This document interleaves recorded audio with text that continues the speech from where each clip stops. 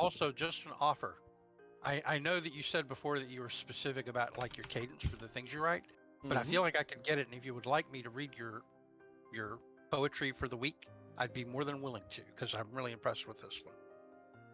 No, thank you though. Okay, great. Appreciate the offer. They're always so nice. That was it. Yes, it's okay. God, minor panic for a second.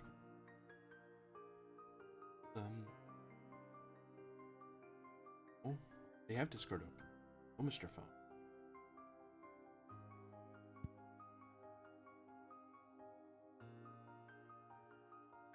I'm really looking forward to messing around with the hack stuff. I haven't read it at all yet. I love reading documents like that because it helps. It's a great insight into the how the game works from the devs' point of view.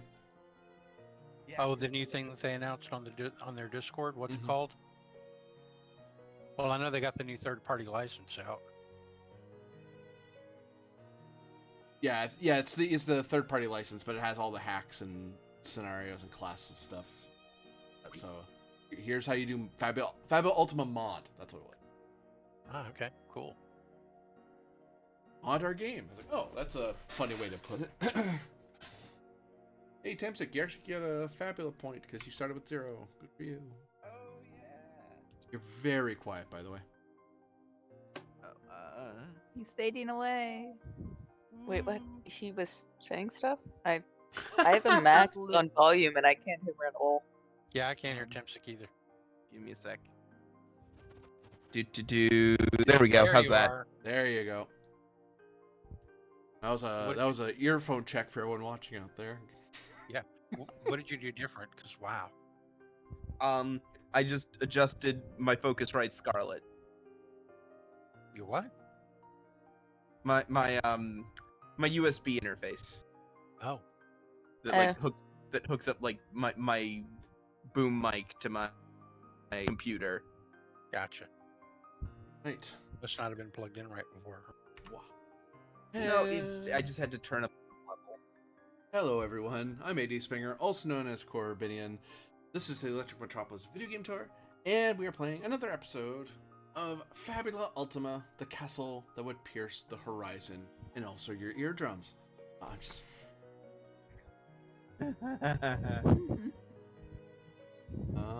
but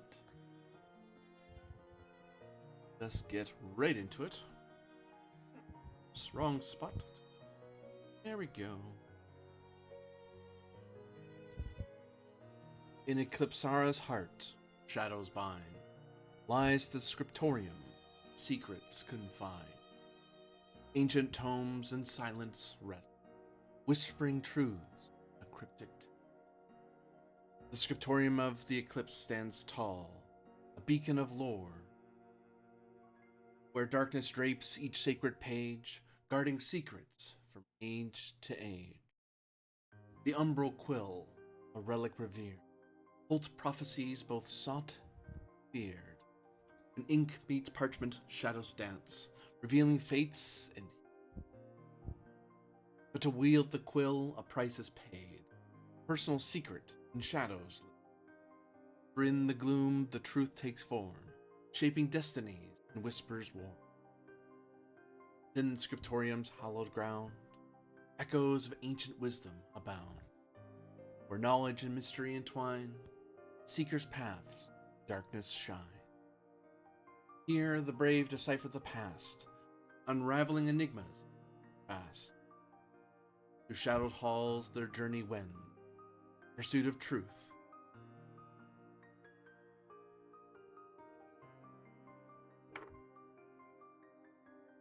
Last we left our merry band tour and entered Scriptorium, deep within Eclipsara's ruined city.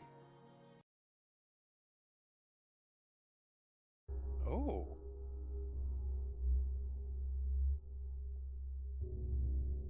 Stretching out before you to remind you once more, as Zevin holds up, has alofted her magical lantern.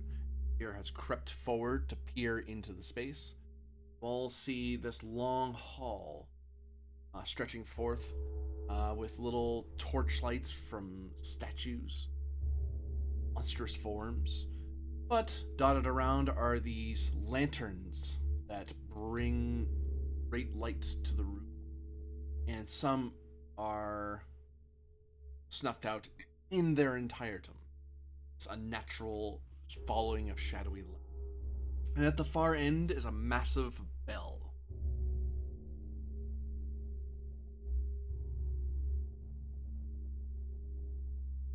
Or, good adventurers, is yours.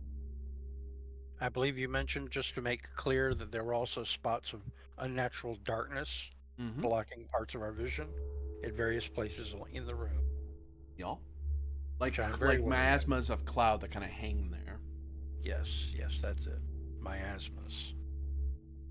Okay, thank you.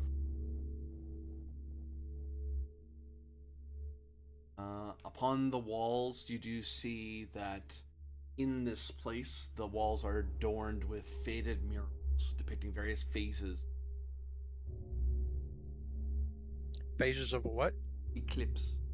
Ah, okay. 7, you have your little magical lantern out, is that right? At this point, 7 is just collecting things, and that lantern is one of them. Which she's trying to make sure to adjust her drone's flight plans so they don't bump into each other. You step forth toward this lantern that's hanging in the air with the miasma near it.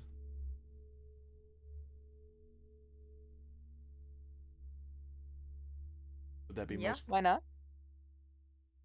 Well, the light, as you approach it and step within almost arm's reach of it as it hangs there in the air, you feel an intense heat and a blinding light. Beck, how much damage you just did? Oh dear. Oh, I don't know if this was taken into account. Oh, that's right. We didn't take it into account since last time because I think you left before I got to say it. We can't hear you. I can hear him. Okay. My boys got five back Oh, that's right. Yep. Nice. on my d6. Did everybody spend their experience from the last game? Because I think we all went up to level Yes. 16. Okay, I was just making sure. Thank you. I did anyways. Or not. I'm Giovanni Patage. These are my boys. The boys. They're back in town. Oh, Back streets back. All right. But I thought I was bringing sexy back. I think the Thin Lizzy reference already won it, guys. Stop trying. But the further forward in time we go, maybe someone young will get the reference. Like, we'll hit a reference modern audiences will get. That's good. How about that Drake? Yeah, no, let's stay away from that particular. No. There. We totally And we're won't. definitely not going into that Hawk Tua stuff. Helps if I had the Y'all are Corvic. saying words. Anyways, how much damage did I take? 2,000. Looking it up. At least it isn't Great. over 9,000, No, you kids have to will be in get open that one. field for that. right? Sesame. See, we're hip. We're modern. We're with it.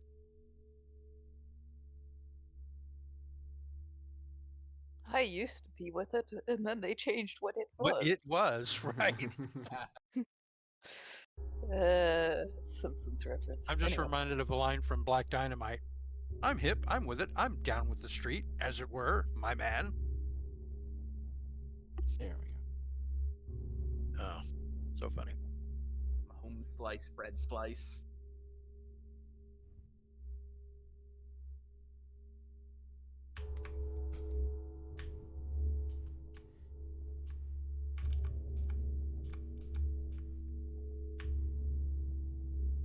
So how badly does 7 get roasted for real? Trying to find the table on Oh, you got to roll on a table. Wow. Well, it's based on where you guys are in your adventure, how hard I hit you. Gotcha. I don't just to give you for a minor. Well, if I had crap. any visual hint that it looked like she was going to walk into a blazing fire or something, None. is there anything I could do to Zero. react? Okay, just checking. Yeah, she because it just looked like a lantern with a weird shadowy light. That's your only clue. And the minute she stepped within about almost arm's reach of it, that's when it suddenly blasted her. Oh well, yeah, that would do it. You take 10 HP of damage as you take 10 radiant damage. Oof. Or light damage. Does my drone take any damage?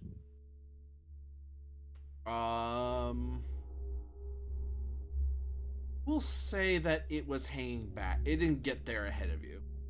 Unless you sent it ahead of you. That it would take the damage No. to stay, 'cause you'd see it flare and you'd be like, whoa, what the heck?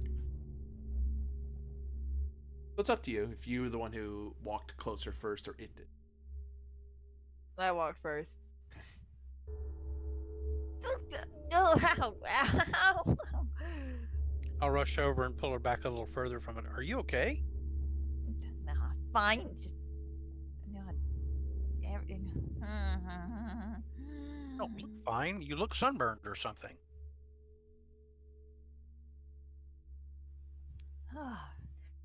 Where did that come from? Can I make a check to look around It came from the lantern, it seems. perceptively from the lantern? From my lantern or from that lantern? That one. The one in the middle of the room that you walked up to, yeah. That one there.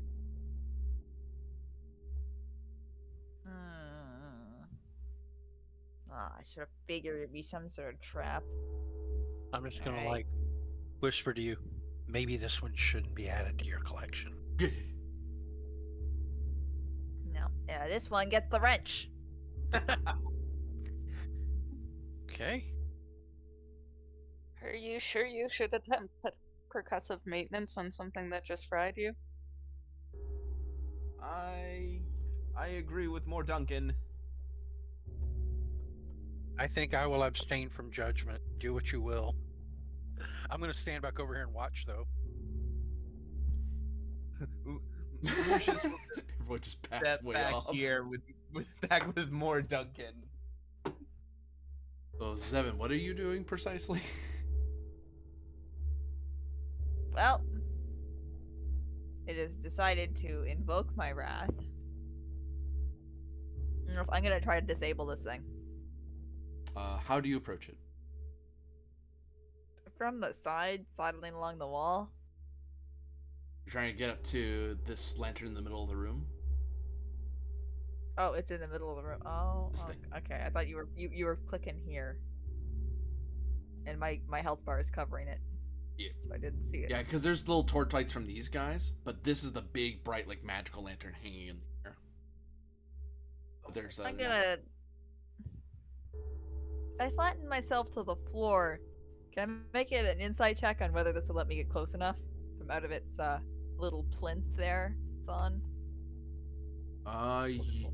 Yeah, insight would be part of it. Insight. Sure.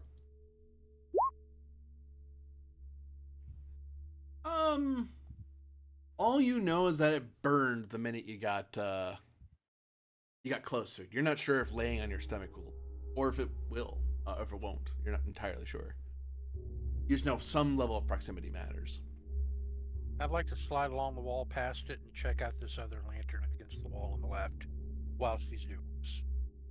You look at this lantern and see you are able to sidle along the wall around this. And we get to the gargoyle, or the monstrous thing, rather, I should say. It's holding what looks to be like some sort of magical orb in its mouth, and that's what's giving off the magical glow. It looks fire-like, but when you're up close to it, the illusion's kind of given away, and it's more of a magical orb of some kind. Cool. Does it look like the orb could be removed from the mouth? It looks pretty snug in there. You'd probably have to damage the mouth in some way, or have something to pry it open. Okay, well, I'm just going to watch it and regard it for a moment. I'll let Seven finish whatever she's doing, and then I'll bug her about this. Yes, ponder the orb.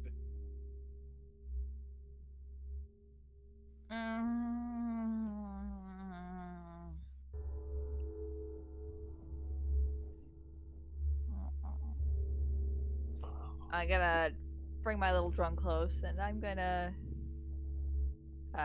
hit that thing with some dark damage.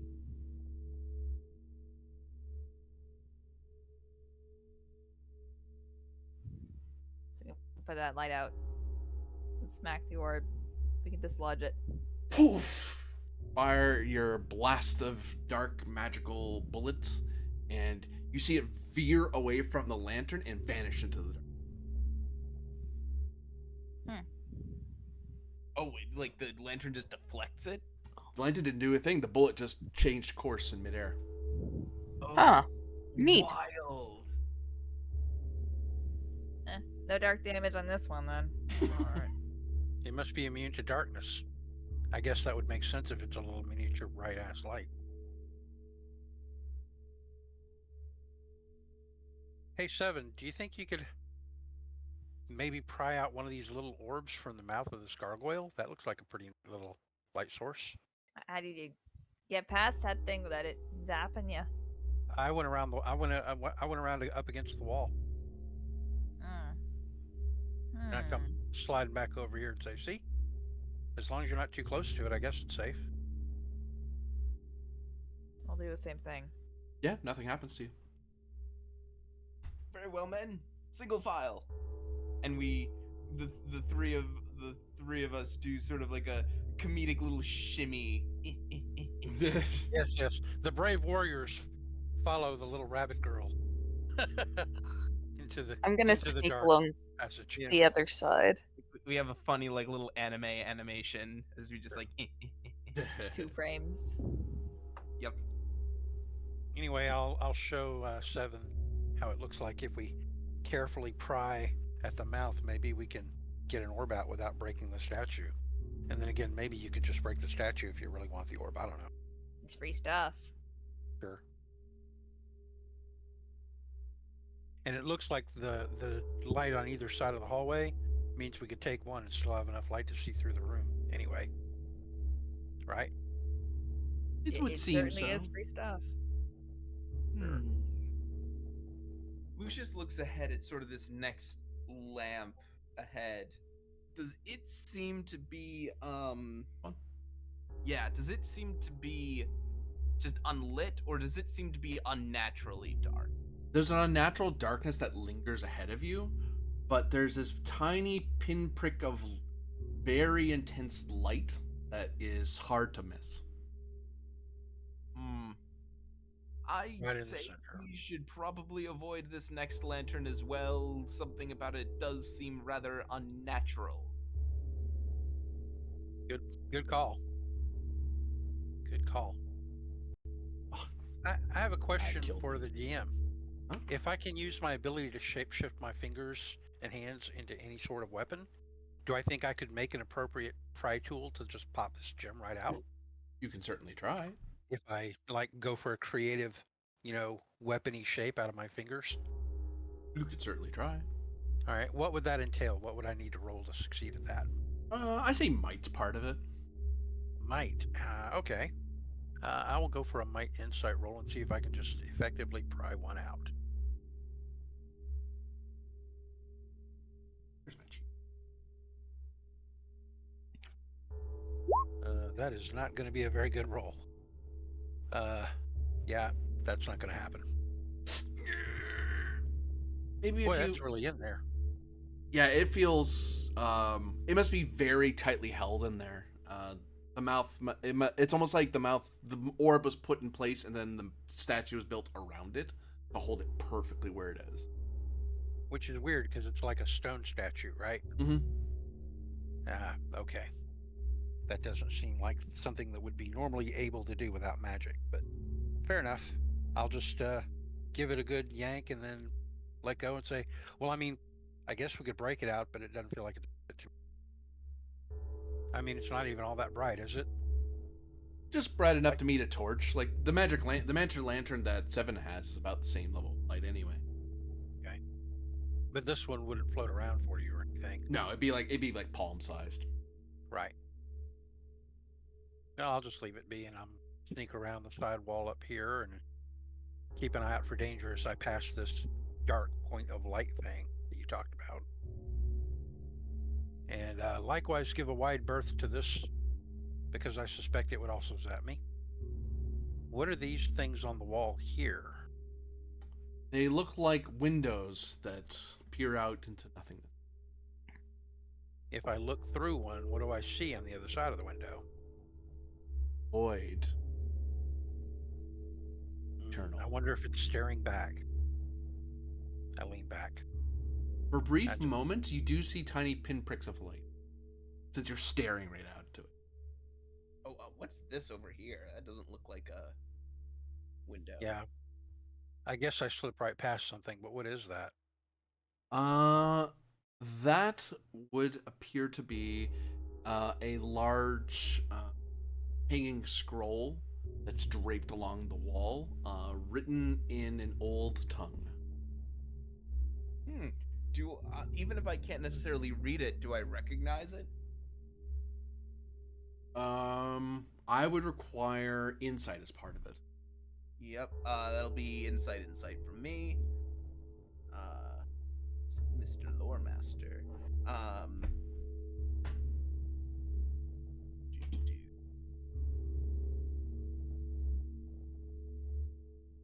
Oh. Hello. Hello, lady. Anyway, I was gonna say hello, Dolly, but Hello, you ragtime gal. I was hearing, man, we you are. know, the Jerry Lewis "Hello, lady." Thank you, someone. All right. That's what I got. So, yeah. this bit of scroll seems to be in the ancient tongue before the rise of the pillars, where they were the great sprawling empires that stretched across continents, where the realms were counted and known by names. It is an ancient tongue that most people, that lore masters try to study, because that's usually the language of an ancient temple, especially if it's really like a true ancient temple of some kind. Mind you, some people write in that language to show off that they're smart, that they happen to know the language. But you're able to read bits and pieces of it. You're able to understand. You wouldn't be actually, given how high a roll you got. It would seem that the Scriptorium of the Eclipse, according to this, is a place for contemplation of the entropic nature of the universe and secrets that can be withdrawn from that darkness. For even in the greatest dark, light prevails. And other such niceties. It's meant to kind of charge up someone who's visiting. It's kind of a welcome to how cool our place is sort of scroll. Yep. So it's like a motivational poster. A motivational poster. Sure. I love it. He just Is this a Lucius chest just- or a bench? Lucius just That is a bench. Lucius just sort of squints. Power of entropy, yada, light in the darkness. Oh, Eckhart would love this. Damn it! Why is he guarding the train again? Oh, and this place is known, according to that scroll, as the Hall of Dusk. Hall of Dust. Dusk, Okay. which tracks because dusk is when it's the in between of light and dark. Right. Dusk is the moment the sun goes down. It's the beginning of the start of darkness. Yeah, that tracks. Sure. Is there another like dark void with a point of light in it right here? That just looks like a ball of darkness. I'm definitely not getting too close to it because it looks like it could also be dangerous. Does this one look any different now that I've passed it? That one looks like there is, like when you pass on this side, it was like darkness. Climb over this bench a little bit. Hey, there's the light, and it's as bright. Like this brilliance shines out As much as the other one did. this way, but Gotcha. stops there. Each of Like these are- there's something orbiting it, blocking light on one side. so each of these are different. This is a Yeah, it feels like it might be a celestial map of some kind. maybe not a map. This is probably like an eclipse chart. Sure, it could be like an astrological chart of some kind. Mhm. Good point. Is there anything in the air here? Or does it look pretty clear? It's clear. Well, I guess I'm going to be a fool and walk over there and see. You fool. Oh, I know what's wrong. I can see what. Can't move. Oh, was there something there that I was supposed to be able to see? No. I screwed up and recognized that you guys couldn't. Zevin wasn't able to move her little buddy. Oh wait, I know what. Should be able to move it now. My bad. Buddy. I noticed it was falling behind. I was like, why is it falling behind? You doing that on purpose? Oh no, you're not. But yes, this space is open ground. The lights here get a chance to stretch, actually revealing that the fact that they are as bright as a magic lantern is. It's just that earlier they were being buffeted by darkness, so their light's reach seemed a lot shorter than it was. Okay. All right, well, I'll pause for a moment and let everybody examine what they want to examine. These are benches, correct? And that's like some kind of altar or table? There's no chests in the That room? looks like a cabinet. And that Okay, well, I will is definitely a investigate large bell. Right. Okay, well, I will investigate the cabinet, but feel free to do other people first if you want. Duncan seems to catch up with you. Sure. I'm gonna look at the bell, actually. Okay. Is this the bell? Whoops. That was... Yes, that's so. This is another dangerous spot, right? Mm-hmm. Well, it That's could right. be dangerous. I can't confirm that it's the D. Well, I'm not about to find out the hard way.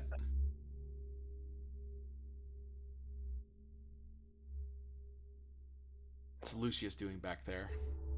Other than doing a Congo dance over furniture. Hang on. His men pick him up and walk him over. Set him down. I will require an insight as part of the problem for each of you for each of your investigations. Investigations. Very good. Yep. Insight. I'm doing insight.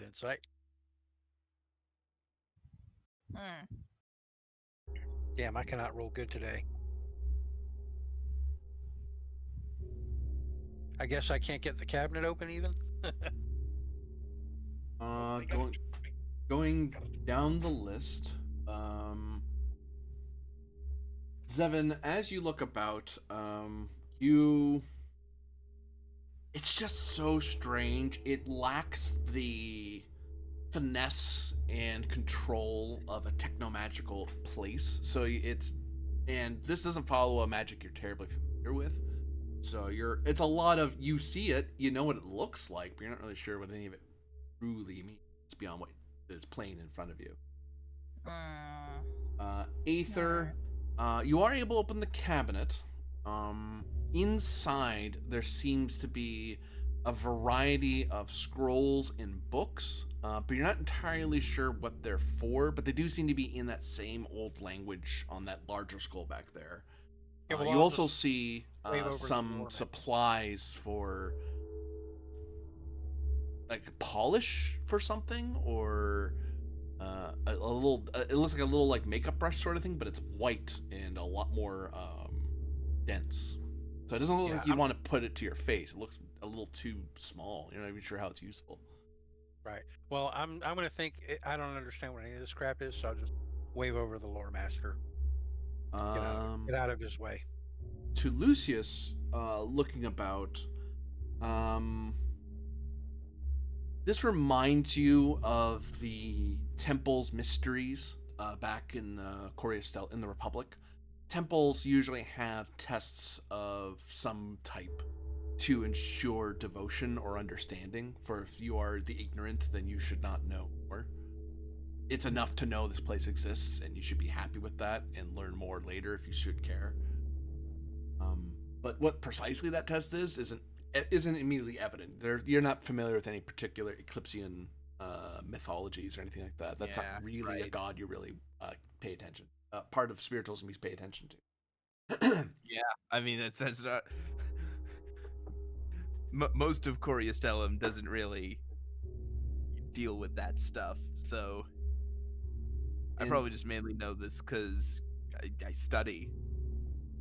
as to More Duncan, it is a really large bell. It's about as tall. It is as big from your knees to the top of your head, and about as wide. It's this big looking bell that's just kind of just nestled into this area. Well, Lucius looks it up and down and says, "This is a mystery." Yep.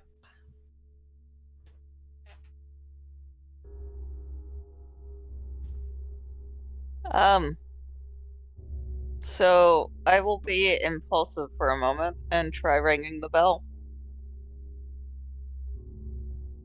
Uh-oh. Since I'm curious what happens. Dong, and it just kind of reverberates right through your arms, right through your head. Every sound you could possibly hear, it reverbs and echoes in here like crazy. You get a slight headache from just how loud this thing is. Because there's nothing buffeting the noise. It's just bouncing around in this open, and you get the feeling it probably is a lot quieter if you're near the door than if you're right next to the bell like you all are. So this thing's loud as hell right now. You each take 5 mind point damage, Oh God. Ow. and More Duncan, willpower is part of it. You might learn something. Oh. Okay. I'm gonna go double will on this. Oh, head hurty.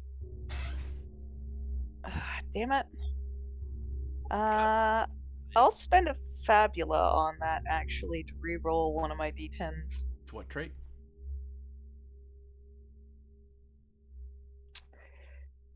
I'm a journeying merchant, and might have seen something like this before. That's fair.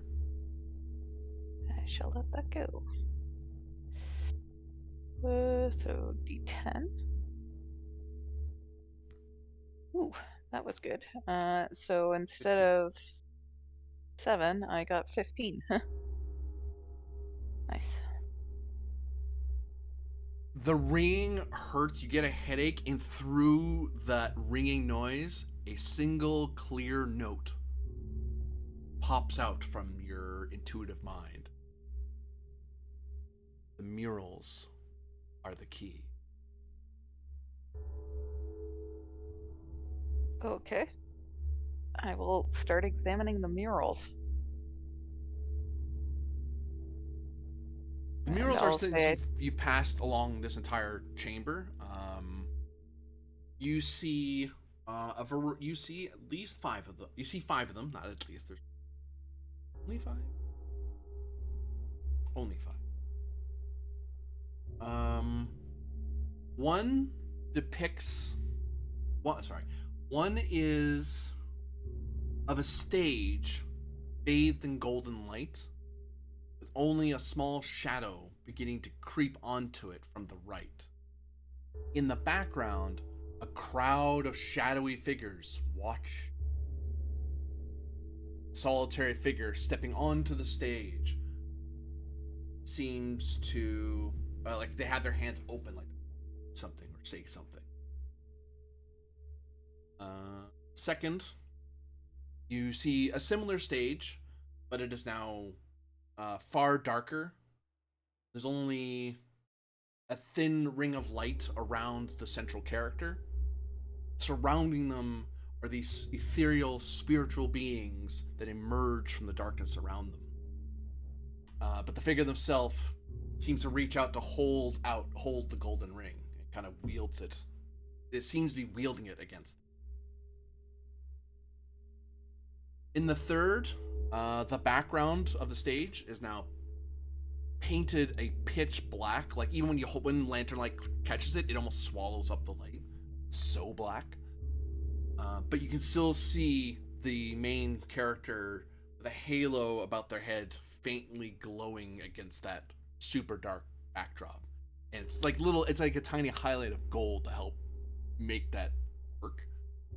And you can see in the blackness there's this embossment where it has like these hands reaching out and kind of clawing's the wrong word, but pawing at the main character, and the main character standing incredibly still. The fourth one, the background now seems a bit brighter. It's not that dark black anymore, and it's actually going to a sort of deep indigo to a more lighter blue. You can see that the main character seems to be pulling back a dark curtain, and you can see there's lots of bits of gold inlay and stuff behind that. As if it's pulling the darkness aside. You see that there's various shadowy figures kind of pulling away as more and more of the curtains pulled aside. Last one, the background is filled with this warm golden light, and the figure is seen walking towards the horizon, blooming flowers and trees lining their path. Various spirits and shadows seem to you can see them, but they're kind of blended in with the shadows of the trees and flowers and rocks.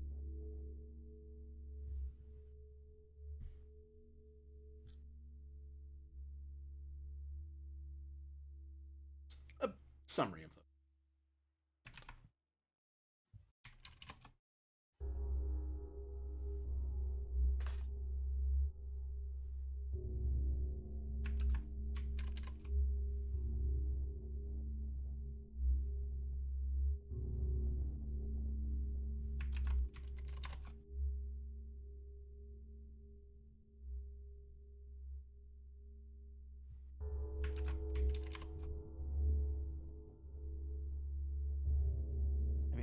I think the obvious here is that these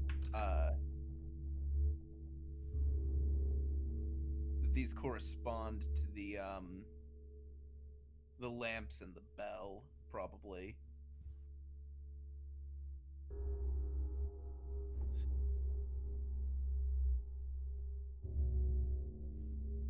How do you think we're supposed to use these lanterns of light to leverage this knowledge? That is what Take us further. That is what I'm trying to determine.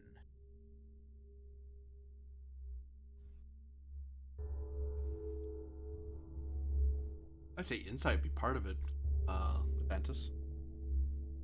Well, the first thing I'm noting is that the murals appear to be in order.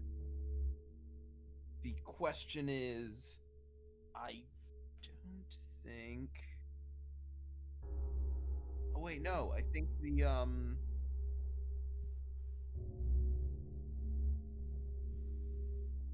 okay. All right. I think I'm starting to get it a little bit. Starts to lighten, transitioning. Give me a sec before I roll. Certainly. I mean, because you can totally guess it on your own. You might figure it out without the roll. Yeah. I can read back my notes if you'd like to hear them. Maybe it'll help. Maybe. Okay, so in the first one, a crowd of shadowy figures watches a solitary figure stepping up onto a stage. Appears to be threatened by them. Corby posted them in the. Oh, well. In the. After all that effort I took. Okay, great. You have the extra details. I just gave him a far more truncated version of the same thing. The notes may be helpful because I did add some flair to it. Well, I went as fast as I could, basically. Yeah. Not as fast to type as I'd like to be. In the second one, if you see anything in your notes that isn't in here, right? Yeah, let me know. Sure. Okay. So can I get a good look at the bell itself? It is in fact a bell. Made of just metal, or? It would appear to be a silver bell. Okay. The second one doesn't mention that it appears that the figure holding the thin ring of light is actually defending itself or holding back the other shadowy figures with it, which is what he mentioned when he spoke it aloud, but it's not in the text that he pasted. Okay. So that might mean something. Just dark. Okay. I think what I need to do. Symbolizing hidden potential and inner strength. So it looks like.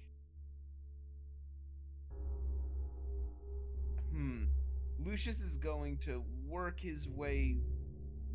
Oh wait, no. Nope, that's right. It's.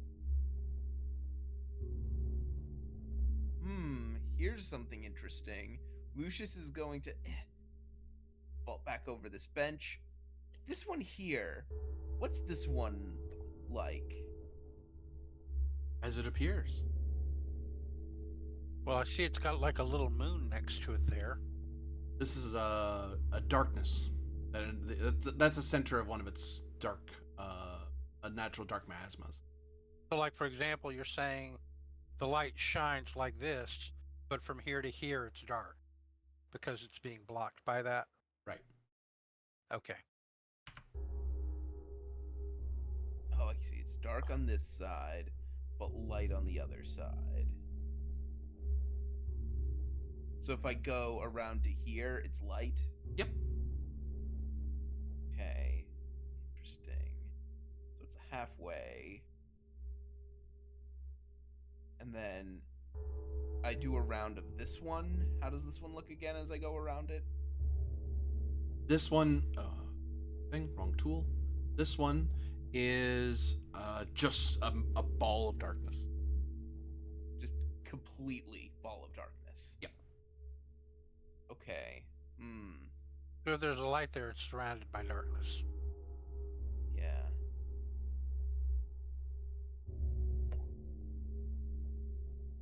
Oh, wait, I see now. These Oh. are different stages of the eclipse. Yeah, right. Right.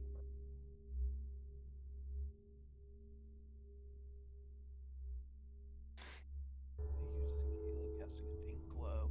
Yeah, I'm I think the symbolism they're getting to is that going through the stages of the eclipse is some sort of reaching some sort of understanding of coming all the way through to the light again.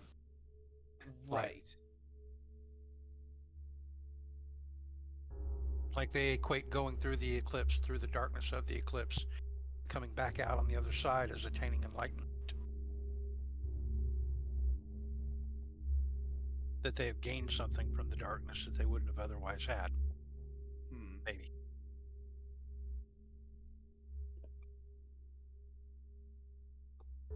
Yeah, I'm getting this, but it's now I think I'm gonna make the insight roll. Okay. Make this as a insight. Yep. I'll give +2. You guys have unpacked a fair amount of it. Okay, then that's 13.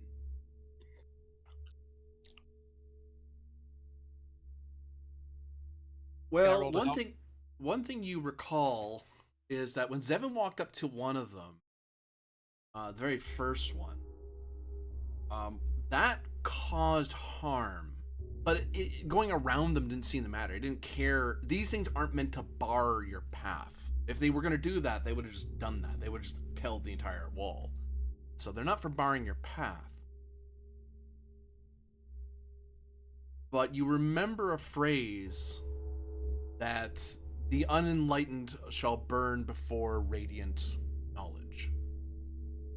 Oh, Is it in order? Do we have to? that's what I'm thinking. If we arrange the order of the murals to match the order of the lanterns. Maybe. Let's Yeah. try it. Do the murals move? They're pretty big and heavy. They kind of hang off the walls. They drape entire sides of the wall. No, but okay. So what I'm thinking is, is there anything behind the murals? Wall, Okay, cool. wood paneling. Okay, and like these are these like tapestries? Yeah, they're like big mural tapestries that hang off massive poles along the walls. Okay, yeah, okay, that's what I thought. Well, maybe we're meant to walk through each of these eclipses in the order that the Yeah, that's in the order that the eclipse takes place. Mm. right. Yeah, that's what I'm kind of trying to figure. And just It's like, whatever damage it deals to you is worth it, because in the end you will be enlightened. So this is the starting, right? Like that's where it's just beginning. yeah, with the bright Then light. you would come, I guess, through. The thin ring of, and this one had just like a thin pinprick of light, right? This next one, Right. and then, And then this is the darkest, so that's the middle. And then there's another thin pinprick of light down at the end. And then there's another bright one, which is the end state in the middle. So that would have to be the order. I think this one is actually the second. Okay. Actually, I no. think you might be right. I don't know. Let me check. Cause second one.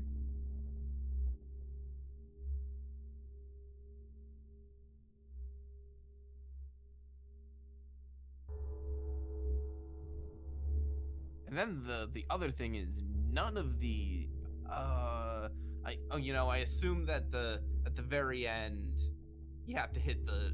I'm assuming that at the very end we have to hit the bell. Yeah, I think you're right. This is the second. And then the darkest one is the third. This sliver one, the second position one, is the fourth.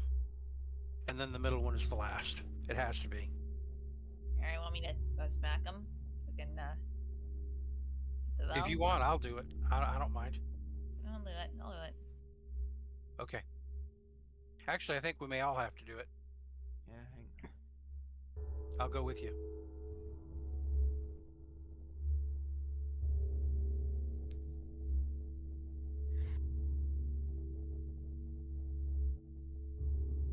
I'll go as well. Yep. As shall Lucius.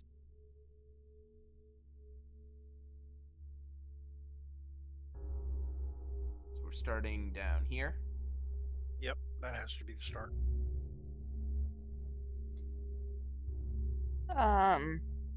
Is that the start? Because the shadow is coming in from the right up here.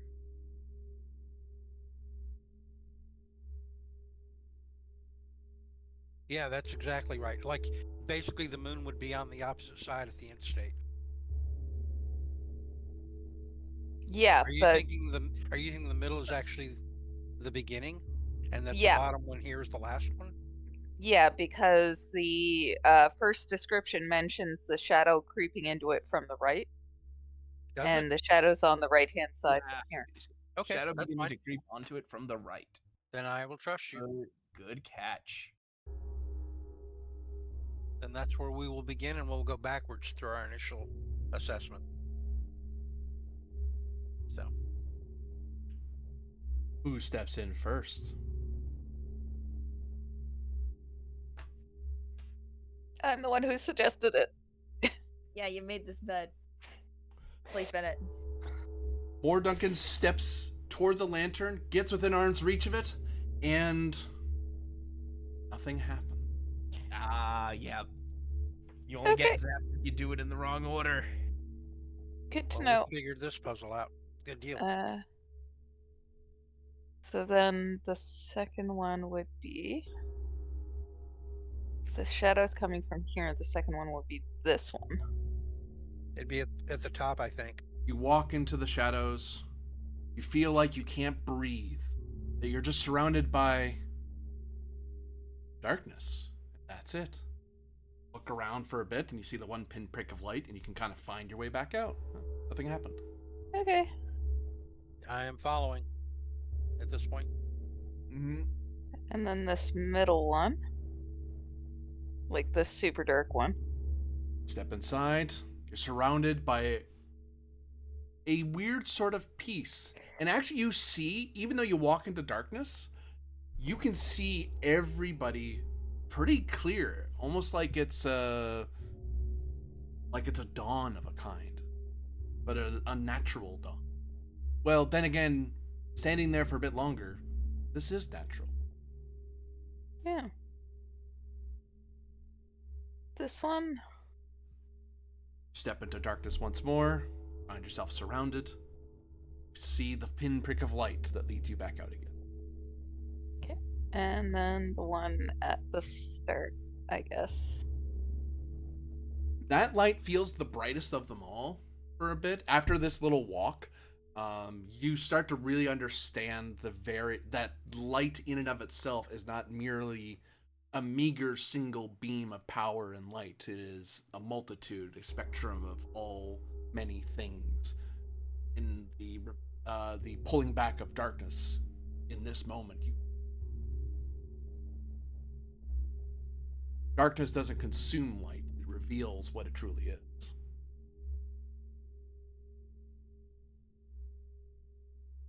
And as you all go through the walk, you all realize this is the foundation of the Eclipsean faith that the Duchy practices. The Eclipsean faith isn't a new one; it's one that existed in the pre-Pillar era. Okay. So it's basically like just a basic understanding needed to begin to walk their path. Moore just explains that, and Lucius just says, "All right, what Sultanate fortune cake did you get that from?"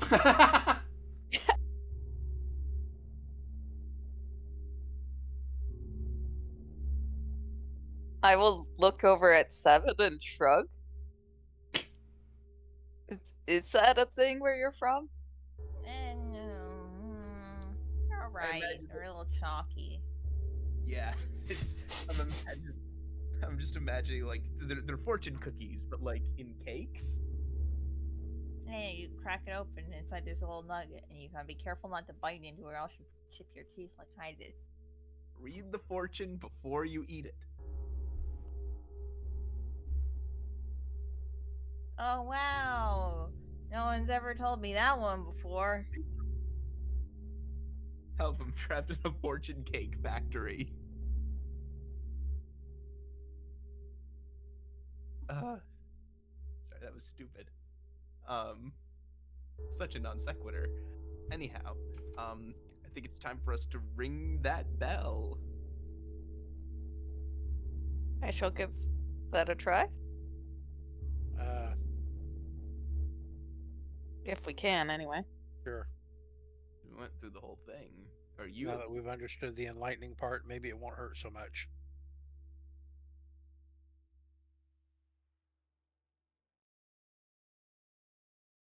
Who goes to ring the bell? This feels like it's your show more, Duncan. Yeah. All right, sure. I will go up and hit the bell again. Claim all the glory.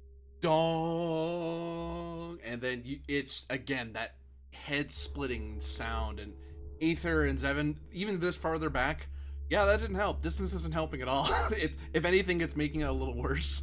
You're not really sure how that's possible, but acoustics are weird. Sure. But a clear thought pierces through for more Duncan. Shall they walk alone or in company safe? I think you all have to go through that same path. All right. Well, I followed you when you did it, like right after. So I'll come up with you as well. And I think we should all do it together. I'm okay with that. Okay. Might get a little crowded, but sure. So do Lucius Yeah, and well- Seven walk the Eclipsean path? Sure. Let's go. And all of you, having done so, gather about the bell. Sure, why not? Yep.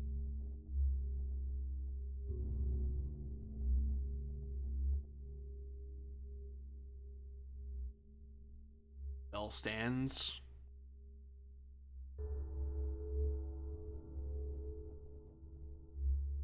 And it waits. Did Vibius and Abrenius go through too? They would have, yeah. They would have followed. Unless Lucius told them not to, but they'd do it if he was doing it. Okay. Are we ready? Yes. Yep, I'll crack let's the bell go. again. Dawn, and the sound just blows right by all of you. And to others' eyes, you would vanish from.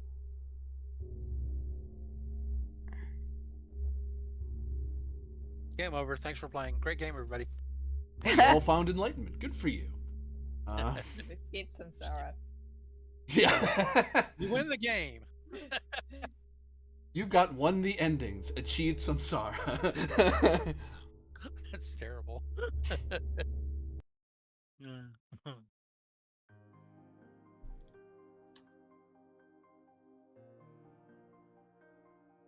As if walking through the bell and out a door, this door, in fact, you find yourself in a new place.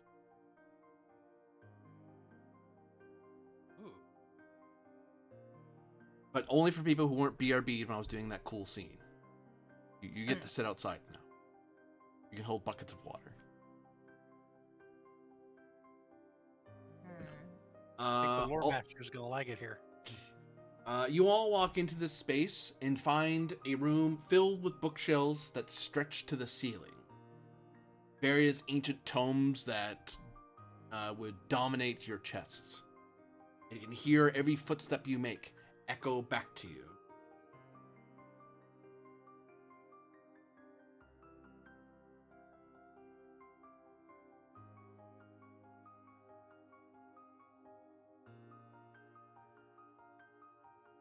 Looks like books, huh?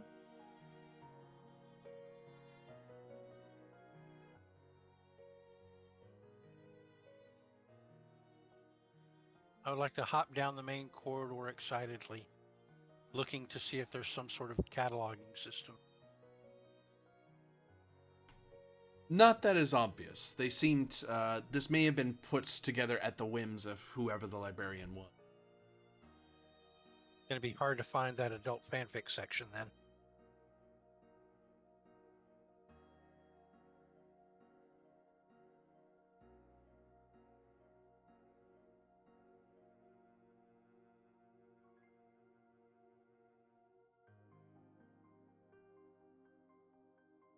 I guess Tim's got to hold that bucket of water for a little while. Yep. Okay. Well, meanwhile, I'm gonna look at the books. A variety of grand tomes in a variety of languages on a variety of topics. What kind of topics? From I would like to- agricultural to metallurgy, from alchemy to biology, to warfare and philosophical enlightenment, the movement of the heavens and the thoughts of God. Everything seems to be represented here, one form or another, from a variety of perspectives. I would like to look for books that would be written in languages that only I could possibly understand among our group, because I feel that would be the most useful. That is, I'm looking for books that might be written in the language of monsters or plants or beasts. There are a variety of books in your tongue. On what topic do you read? Looking for something about the nature of chimerism and chimerists, such as myself.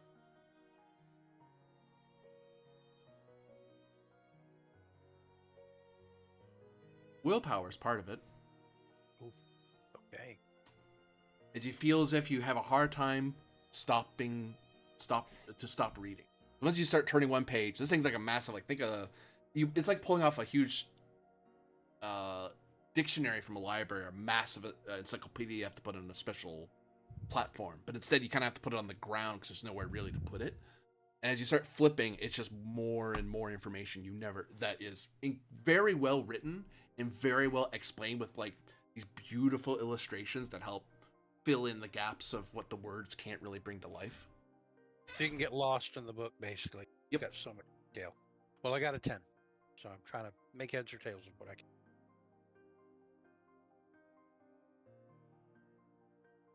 You read over it, and you think on it. And There's even moments where you feel like you can sit back and kind of chew on the images it gives you and the ideas that it's expressing. And even for Aether, like she's not I get the feeling she's not a scholarly person, not the sort to navel gaze. But this is one of those few moments, like a great read, a great book that kind of helps you really understand something you never really understood before. And from this,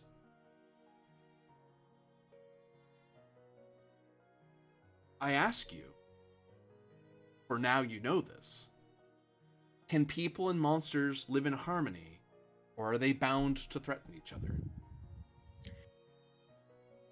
I believe from Aether's point of view only, this may not be true of the universe, but in the perfect world that Aether would want to live in, that one day understanding would come, and that while not every monstrous species could necessarily live in harmony. For example, undead are pretty much at their core sort of an evil creation, right? For natural existing monsters and bestial monsters and things of that nature, or humanoids that aren't necessarily friendly, I believe that a possible future understanding could take place, that there could come a day when they could be accepted into the lives and realms of the, so-called civilized peoples.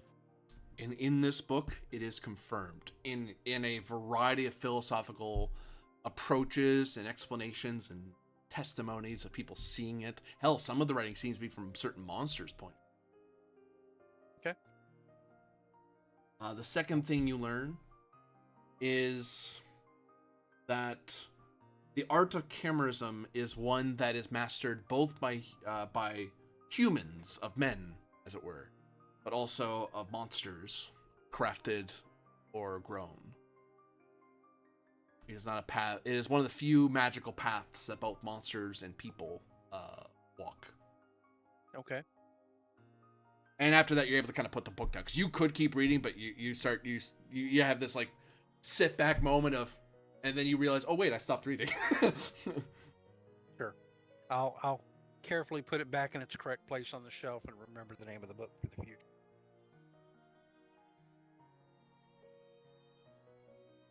The arts chimerist, druid, and wild magic. Added to notes.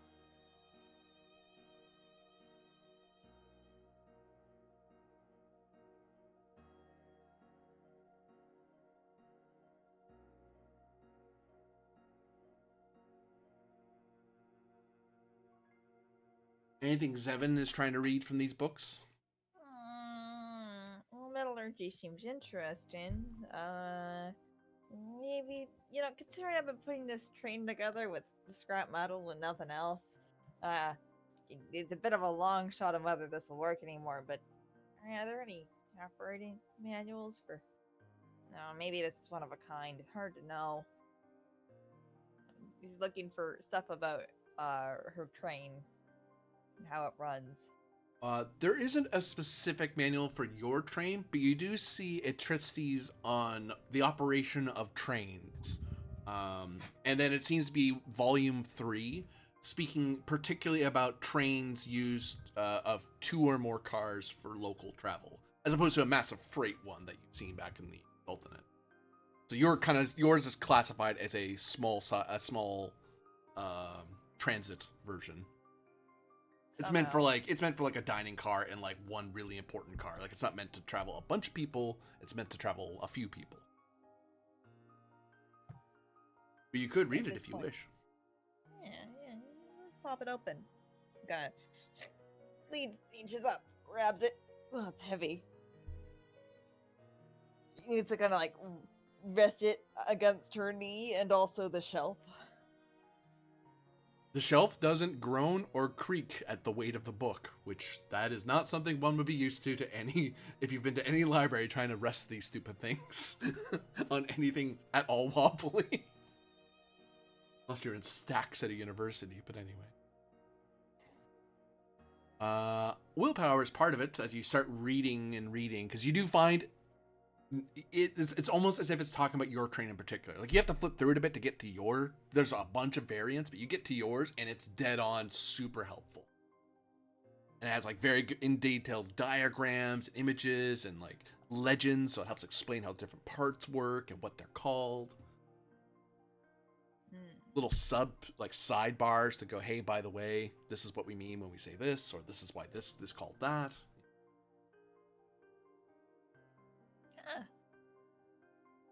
Page references, go to page this when referring to this. Oh, okay, so without willpower, you're gonna be reading that. You're gonna be stuck reading that for a while.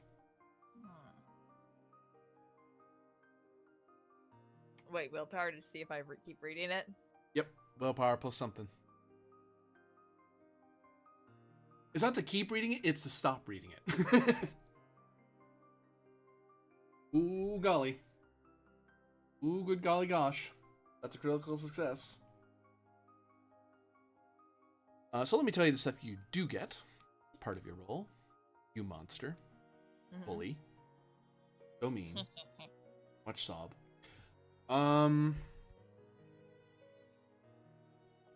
The first thing you learn is something you probably already knew by this point. That type of train doesn't require rails. Rails are what you put down to get off ley lines. In fact, it seems in the pre-pillar era, you only built tracks if you were trying to leave a ley line and you wanted to go somewhere else. Like to a mine or just somewhere else, anywhere else. But if you're on the main ley line tracks, you just stayed on the ley line. Who cares? And your type of train was very useful in moving around in tight quarters or in cities. It's not really meant for long distance journeys like you've been using it. It can do it. But if you were like a passenger train, those are really meant for the big long hauls across the world. Yeah. But yours I'm taking a smart car on a highway. Yeah. Like it will go highway speed. It's just not ideal for it, is all. But the coughed on something. Tell me something that Zevin knows about the train that, in specific, are trains ever war machines?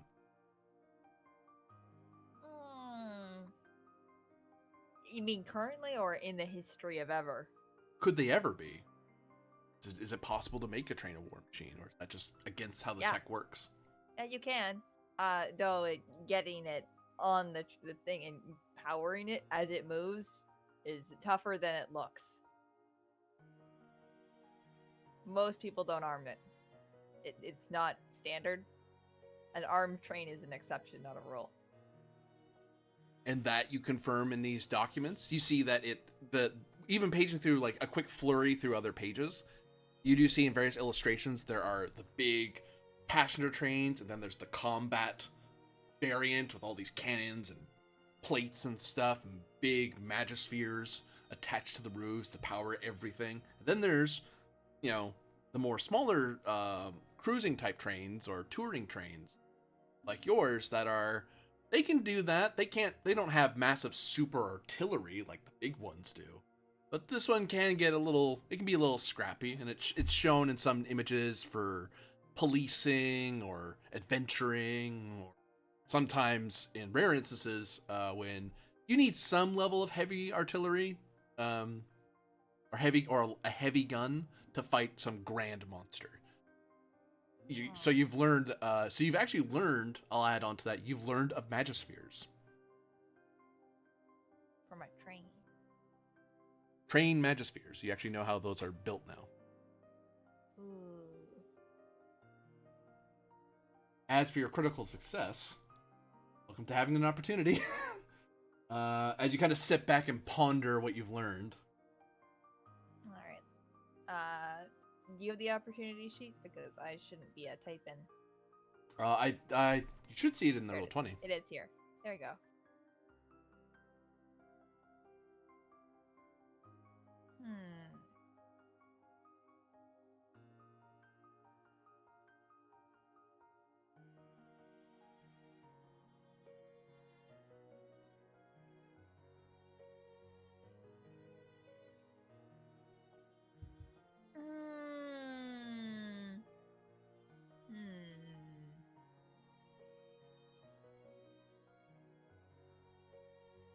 Well, let's see.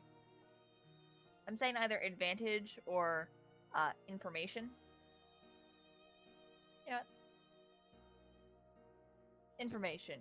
Do you have a useful clue or detail about my train that you can give me? Or about this library that we're in? I could give you something about either of those things. Which would you like me to GM's elucidate on? choice. About this library?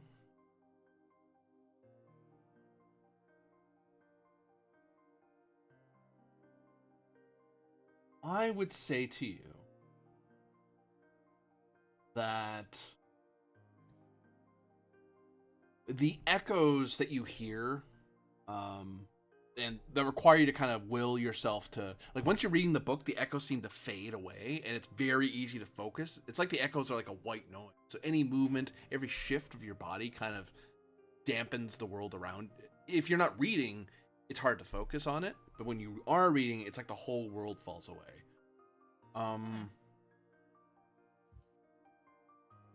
And you get the feeling that there are certain book titles that may lead to your progress. This isn't the end of this place. It couldn't be. I mean, it's a library, it's important, but it's not. This is a scriptorium. This is where you put books, but somewhere the books are written, illustrated. Bring that up since you mentioned this is a library. I'm just going to go ahead and ask: is this the what is it called? The Grand Library of Shadows? One of the key locations we were looking for. This is, in fact, the Scriptorium of the Eclipse. Thank you. The Scriptorium of the Eclipse.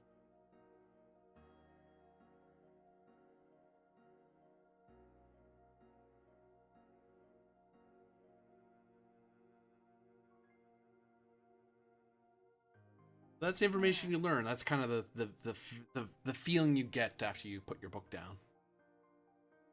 Or you look up, really, and your arms even start to hurt because you realize you've been holding it for a long while reading it. Put it aside. I'm not putting it back quite yet. Just kind of putting it somewhere, rest it somewhere so it doesn't just flop to the floor. Yep. Or fall on someone's foot and break it. Mm-hmm. That's what they would do, actually. Unless you have steel-toe boots, then it saves Hey, you. did anyone find, like, weirdly specific books? I was surprised to find that there were books written here in the languages of beasts, monsters, and plants. Do you think there's something specific we should be looking for? Books about the eclipses and the nature of eclipses? I mean, maybe. I was more like, I found a really specific book, and, Okay. Well, let's see what Moore and Lucius may have found while we were reading ours. Well, then we can all search for more, too. Is there anything more Duncan looks for in this library?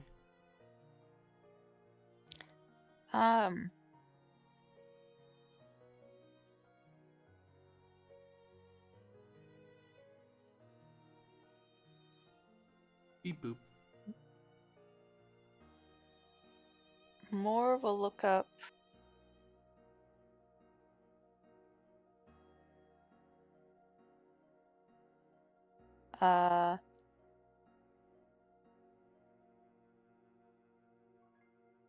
Information on you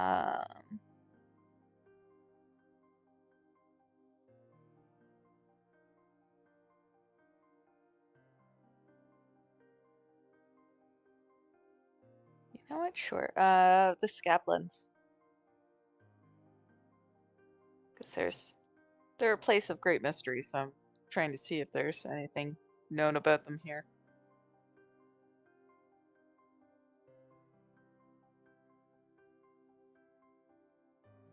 You would find a book on the topic here in one of the many tomes written in the languages native to your home. with grand illustrations and detailed accounts from a variety of sources. Willpower is part of it to stop reading. Okay.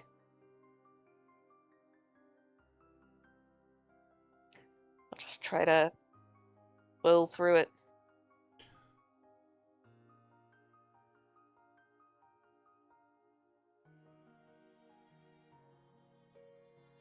So,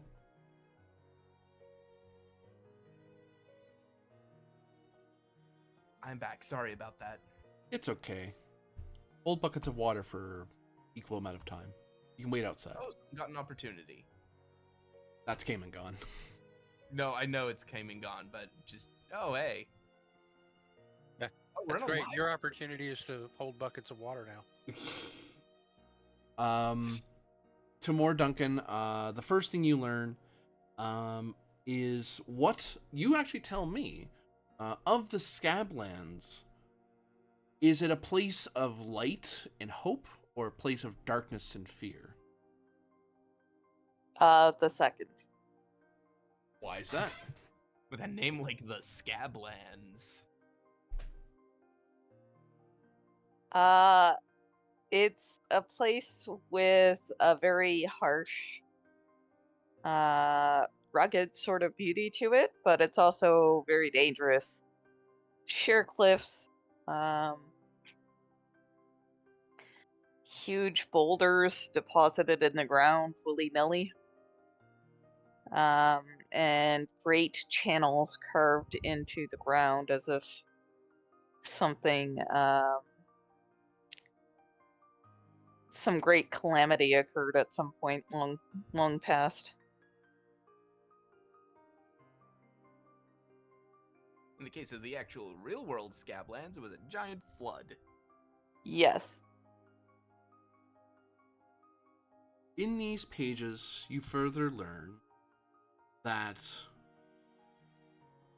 before the Scablands were, in its place, was another part of what was the Isles that you call home. A kingdom of natural magic, entombed and enshrined within the rock, surrounded by its mountains. Then all was brought low by some calamity. It references something, but you kind of, as you're starting to read, you find you have to put it down because your arms are starting to hurt, your eyes are starting to sting. You're realizing, I've been reading this for a while, I should put it down for a second. You realize a lot of time has passed, but you do get out of that there is some sort of sunken kingdom where the Scablands now reside, and it's been sunken since the pre-Pillar era. Neat. That's why no one of your land knows anything more than the Scablands. All living memory points to the Scablands always being the Scablands. Is this a place within more Duncan's homeland? Yes. Okay. So is this a library? Sorry, I missed a good We are point. We're in in the Scriptorium. Or the reading room. Someone jumped there. This room in particular is a library. This whole building you're in is the Scriptorium. Yes, that's it. Sorry. Cool. Footsteps echo, and there are bookcases that stretch up into the ceiling. And you notice that Zevin, Aether, and more all find these every one of these books are not like, they're not like tiny books, they're all like big encyclopedia-looking tomes in various languages on a variety of topics. Cool.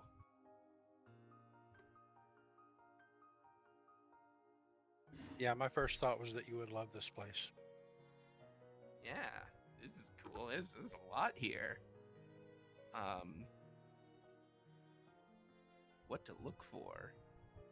To look for indeed. Look for a floppy disk. I dare you. Look for the media room. Look for the media room. Is there anything in specific that we want? I think each of us initially went for our own selfish book first. So you can do Yeah. that too if you want. Okay. Yeah, see if I can't find anything about my own land, the land that is now Coriostellum. There are a variety of books about your land. On what topic? Hmm. What aspect? Better way to put it. What aspect? I think for starters, just a history, like a cultural history. You find a grand tome written in the language of your land. Grand illustrations and sidebars from a variety of sources and points of view. And willpower is part of the problem to stop reading. Oh. Willpower insight.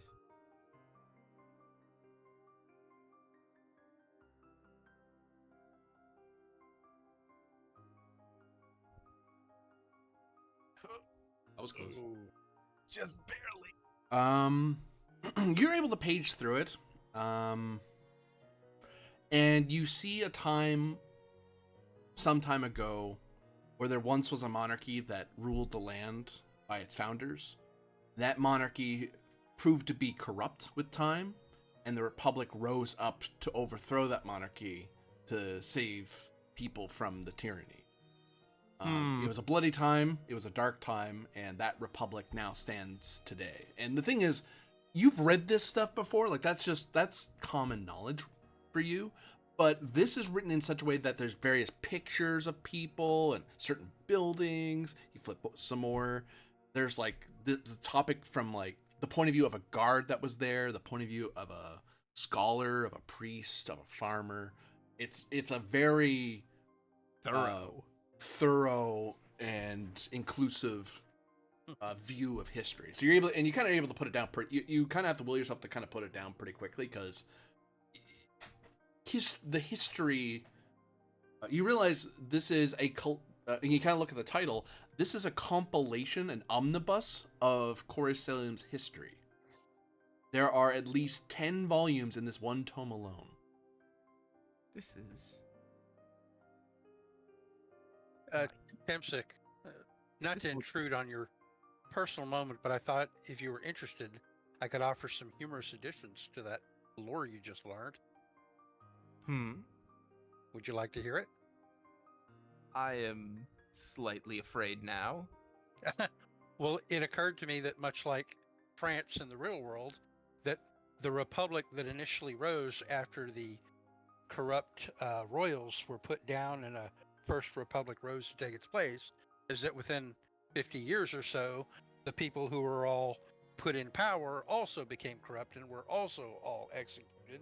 And yet another government was put in its place after that. And then maybe that happened 4 or 5 times before you got to the current republic. Yeah, I mean, the read I'm getting off it is more like the actual Roman Republic, which arose because they said, no more kings, we're going to invent a republic. Right. Well, that's certainly an option. I just thought you might find that amusing. Yep. Then, Also, I will note, since you all spent a considerable amount of time in idle study of Mysteries Grand, you all feel like a significant amount of time has passed. You all feel a little tired. If one of the clocks has just filled. We need to get moving. Oh, wow. I've lost track of time. Yeah, I do have... As he sort of finishes with this, a realization sort of cracks on Lucius. Like, you see a expression of deep thought and then befuddlement. Wait, but how? This is an incredibly detailed account, almost too detailed, I would say. A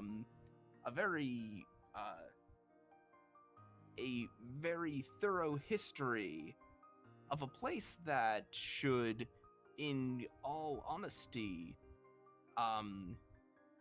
this place should predate it. The fall of this place should predate it. Perhaps it was written by wizards who gained the knowledge from pondering orbs. Did anyone just see that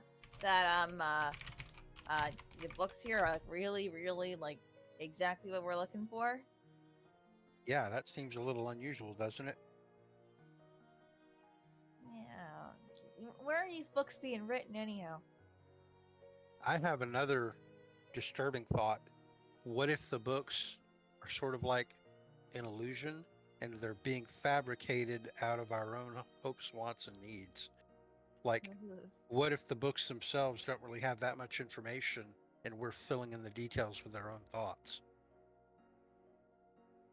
Yeah, let's speed up. That's enough deep introspection for today. Okay, good call. Seven, didn't you think that we should each be searching for something specific about the eclipse? Well, no, I did not say that. I was trying to figure out where the books are written, Oh, or okay. what's written them, or if we're looking for a quill, right? She Look looks at around the and see if we book. can find a place where people would scribe the books. What was that, 7? Oh, jeez, where was my train of thought? Never mind. All right, Aether. What was that again? Sorry, I was just going with Seven's idea, and I was going to check and see if there was a place along the walls where people might scribe the books. Nothing on the walls. Scribing requires like a special desk to rest your inks and stuff on. There are some desks here, like these ones at the far ends, but these seem to be for more personal correspondence and scrolls. You wouldn't be able to write these tomes here. So, 7, what were you looking for? More of your technological whoozy whatsits? Well, trains, but really, maybe we should get a jump on the quill, but at the same time, the trains, they're out there. Yes, train. As far as we can tell, there's no exit from here, right? Just the door you came in by. Oh, here's something. Are these like books scattered in like an even circle around each of these lamps? No, What I are wouldn't say that. These seem to be books that were and scrolls that were kind of left idly near the lamps. Like someone wanted to get a much closer look and then just didn't bother putting it back. They just put it down where they... Oh, that's just a light effect. Okay. Sorry, it looks like there's a weird ring. I think that's just a strange trick of light, yeah. Yeah, I think this is just a trick of light on the map. Okay. So there are these bookshelves. What are these bookshelves along the back? Are those just more bookshelves? Desks. Desks. Oh, Writing desks. let's search some Or desks. reading desks, I suppose. A reading desk as well, yeah. They double for that. Men, search these desks, see if there's anything of value. Insight's part of it. Insight. Thank you much. Ooh, I'm just narrowly getting. There's various random implements, like various quills and inkwells and blotting cloths that are fairly used. Random scraps of paper. Each of them seem to have that in some form or another. It's not really uniform.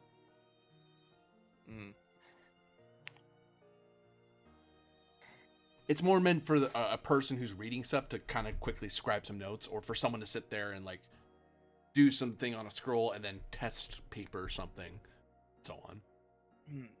Oh, here's a question.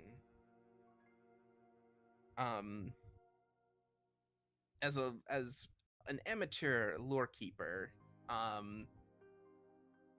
is this library organized? Because you said I was able to just sort of find what I needed with little trouble. Like, are things organized by region, by topic, by what? They are. There doesn't seem to be any particular organizing system or reference system. There's not even like a central area for that sort of thing. It seems to be organized more or less at the whim of the librarian that once held this place. Huh. And how were we able to find stuff so quickly? They're clearly not using the Dewey's decimal system.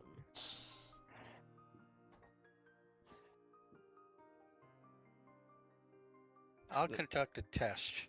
I would like to place within my mind the idea of the first book that I would need to help us uncover the exit. And then I'm going to begin searching through the nearest shelves to me. You find 10 different books. And then eventually once you find the 10th book, you're pretty sure there isn't any, the other ones here won't really be of help. Or they'll be help in a much more grander scale, but not the specific problem you're facing. All right, I'll lay those books out all on one of these desks and give them a good look over and call everyone over to take a look with me if they want to help. Gave us a bunch of books. And I'm going to tell everybody as they come near, I tried imagining what information we need to exit the room, and then I looked for books while I held that thought in my mind, and these are what I found. Okay, I think this room is just trolling us.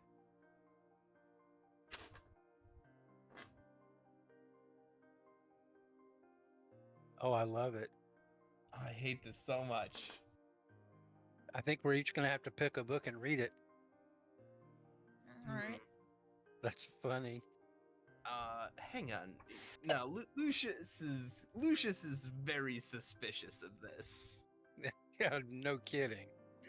These books seem. I especially love the title of like the sixth one there. That's so funny. I wonder. Hang on a minute. Lucius is just going to turn around, men, and he just walks out the door. Okay, 1 second. That would be pretty funny. You step out the bell. Lucius just sort of looks back. See a bell. Nothing has changed here. Oh? Steps back through the bell. On. When you do that. Hey, you step through the door. Walking through the bell's like walking through air. All right. Oh. Well, at the very least, the purpose of this room isn't to just trap us in here, and it's not as simple of a fact as just walking out the door. I get the distinct impression that whatever this room is, it is meant to waste our time. Are there inkwells on the desks? On them, yeah. I'm going to count how many inkwells we can find if I look around the room. Wow. 1, 2. There'd be 16. Okay. 2 for each, essentially. All right, I'll pass that along to everybody. It looks like there's 2 inkwells on each desk. 16 total. Like there's one on it generally, and then there's like one Right. inside it. Like one's the primary, one's the one you're trying to kind of expose for too long. Right now, Lucius is just gonna do a round of the room. Seven, if you could assist me. Yeah. We need to try to find something here that isn't books. Something on the walls, something. What's the ceiling like? Stone. Okay. How high are the ceilings exactly? 15 feet. Got it. And the bookcases go all the way to the ceiling? Oh. Or almost? Fair enough. Flush even, I would say. Wow. Okay then. So yeah, we're No knocking over these bookshelves. So I think They're wedged against the ceiling and the floor.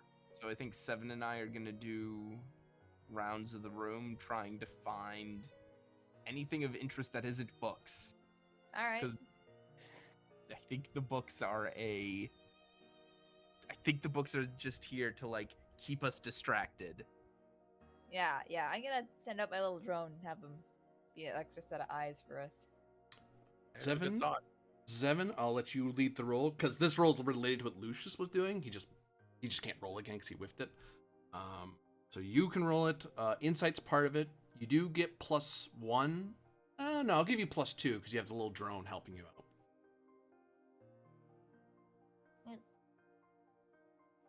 No. I'm gonna re-roll that. So am I also able to assist? You can assist, certainly. Yeah, cool. I'd like to spend a Fabula point to re-roll that based on my character, on my identity. I have been raiding Dungeons of All Sorts for many, many years, and I ain't gonna let a hall full of books stop me from finding the goods. The good loot. Sign can't stop me because I can't read. They'd be hurt if they could read.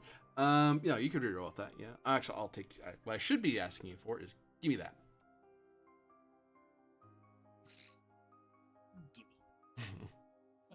9 +2. +1 from me. And +1 from your drone. 2. People suck at math here. That's 13? 12. So,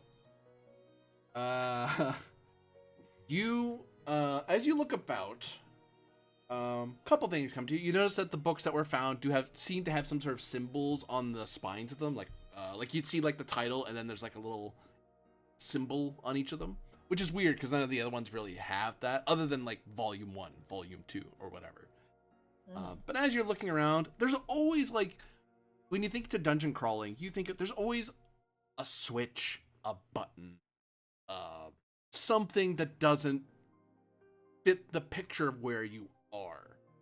Now, the whole pull a book and see what happens thing won't work because they're tomes. They're too big, and switches like that. I mean, if there is such a switch, it's probably a trap switch meant to crush everyone in the room, so you're going to leave the tomes alone for a while. But you do find that every inkwell has a quill in it, or a quill next to it, except for one. I knew there was something to do with them inkwells. This one. That's got to be the important quill. That's the one we're looking for. Worse yet, when you examine it a little bit, the inkwell is not just dried or half full; it is empty, and there is no scribe in their right mind that would leave an idle inkwell container. You would put something in right. there.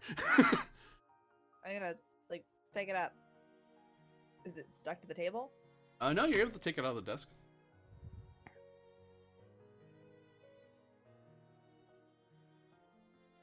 And as you hold it in hand, you see behind that desk a door.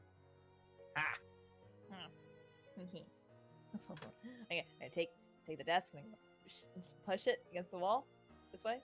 Okay, easily done. Slides across the floor. And then we're gonna get to open that door. We'll find a way out. Find knew the it. passageway You that think? leads on. Good job. Putting it behind not one, but 2 doors. Ooh, you're onto something. Oops, wrong one. Sorry.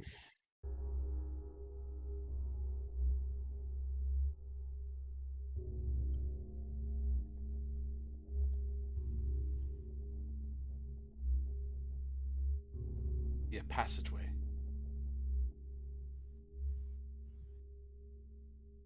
Interesting. Little light down here, please. The little lantern kind of floats up, and yeah, you can see that there's a door on the far side. My favorite comic series.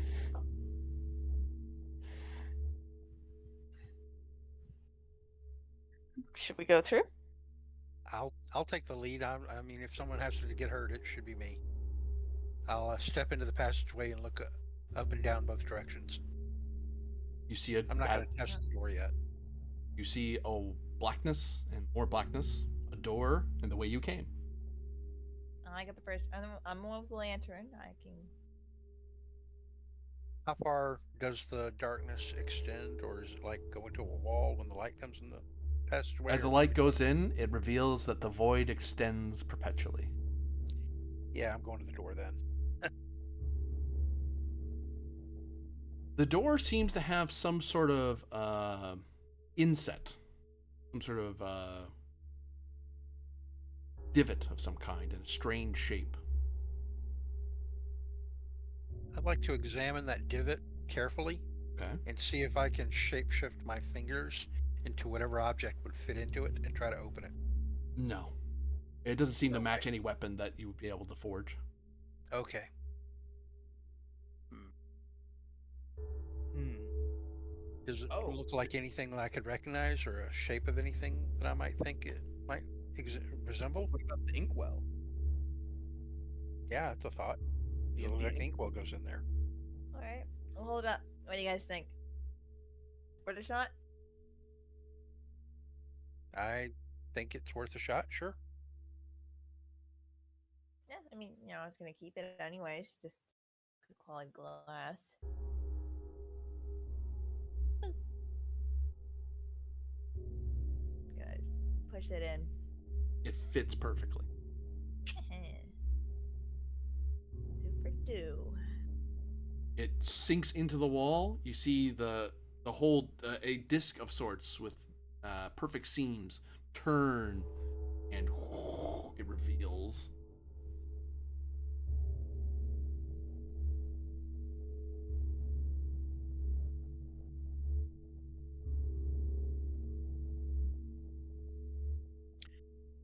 Oh, does this look like where books were written, or is it yet more library space? Ah. Ah. you see a grand study with scrolls and parchments. Oh, sorry. You see a walk that back. I said the wrong thing. You see what seems to be a new library. However, there are shadows that seem to flicker and shift along the floor and walls, and a massive eye staring up.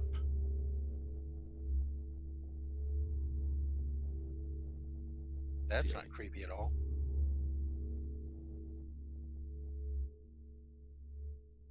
Interesting. What's it looking at on the ceiling? willpower is part of the problem. Oh boy. I guess I'll go look.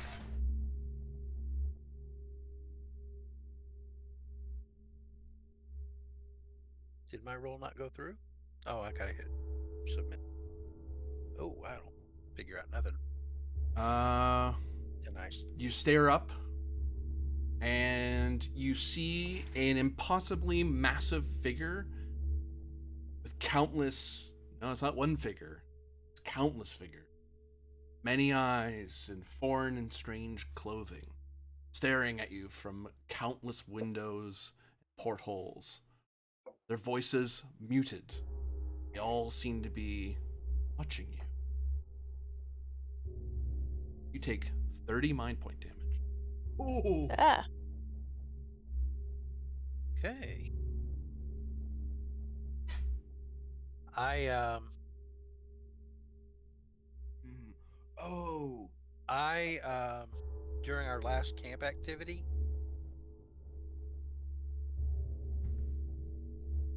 I was pep talked by Lucius. So the next time I can recover mind points, I can recover twice as many. So I'll take this 30 mind point damage, but hopefully something can get some of it back to me pretty quickly. Oh, and I can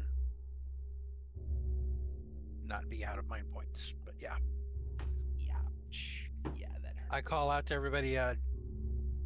Don't look up here if you value your sanity. Right. Look away from it. Duly noted. You find it's very easy not to look up. That's...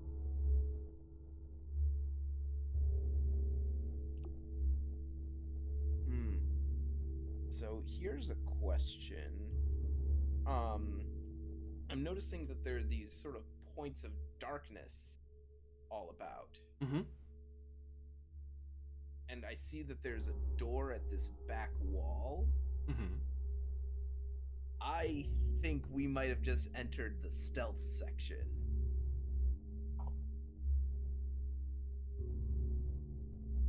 Could we possibly figure a way to dart from dark point to dark point, avoiding the gaze of the eyes? Dexterity be part of it. Where are you going? I see this door over here. Yeah. Oh, so you're gonna try to head there? Yeah. Okay. Dexterity is part of it. I'll do insight as the other part of it, as I am looking for the right places and carefully trying to figure out Where its vision is. So I'm gonna roll an anticipate check.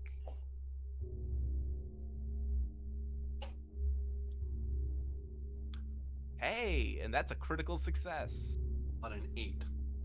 on an 8. A critical but marginal success. It's I an will- opportunity but marginal success. I Yeah. will take it. Yeah. Well, unfortunately, you went into the wrong shadow. Bump into the eye. Oh wow. Oh no. So that wasn't a success? No. Oh. Well, at least you get an opportunity, right? I don't. No, it's a fail. Oh, it's a fail. Okay. You take 10 mind point damage as the eye looks at you, and you feel like you don't exist. Yeah. And it's like, oh, okay, you don't want to be in that shadow anymore. You do not want that eye looking at you for a prolonged bit of amount of time. I'm just gonna try walking around. See if it looks at me or not. There seems to be some dark shadows that block its line of sight to look directly at anybody. Lucis only drew its attention because he walked into the shadow right up next to it. Its eye kind of looked at him and then looked straight up. Ah. In other words, his attempt at stealth was very poor. Yeah, it didn't see him coming. Give him that. That's It true. saw him arrive, It unfortunately. sneaked it right up. If you're going to pickpocket the eye, good job. Lucius, look at that over here. They didn't really anywhere but there. What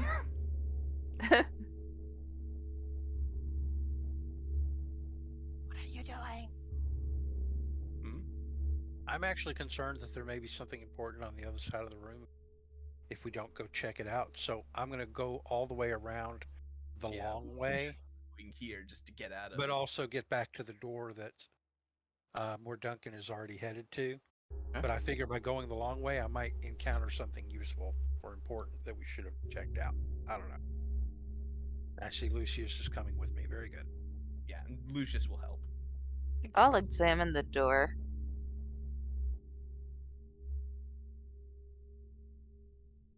The door has a variety of tiles, stone tiles, cubes kind of pushed into the door. Into the door, sorry. There is a space where shapes would be pushed into the door, and then there's like a little shelf, a tiny inlay that lets tiny cubes sit. Ah. And on those cubes, you see symbols. And you realize Interesting. you've seen these symbols. Oh no, it's a sliding block puzzle. And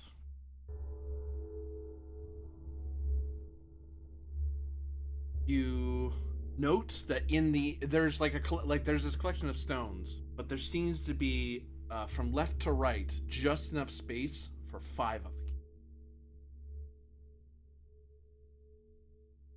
By the way, I thought you could give me insight as part of your wandering. Okay. And I'll insight to assist you. That's fine.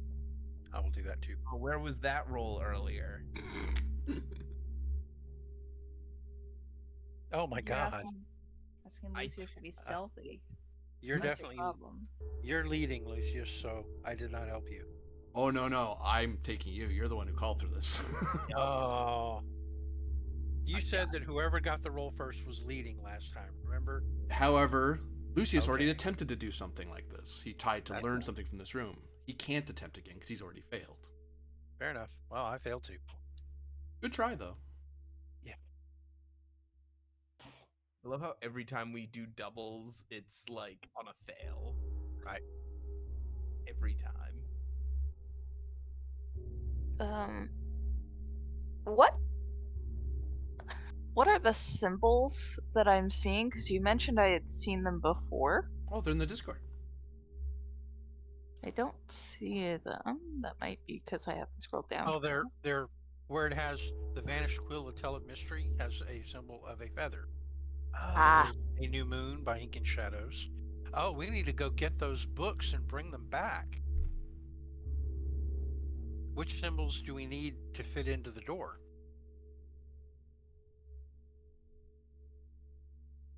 More? If you can see the symbols, which ones do we need?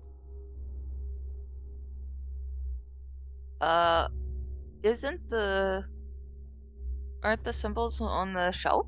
They are. Little cubes sitting on a little shelf on the door. Okay. Do I see anything in the door to put them in? Yep, there is just enough room for 5 of the cubes to be put into the door.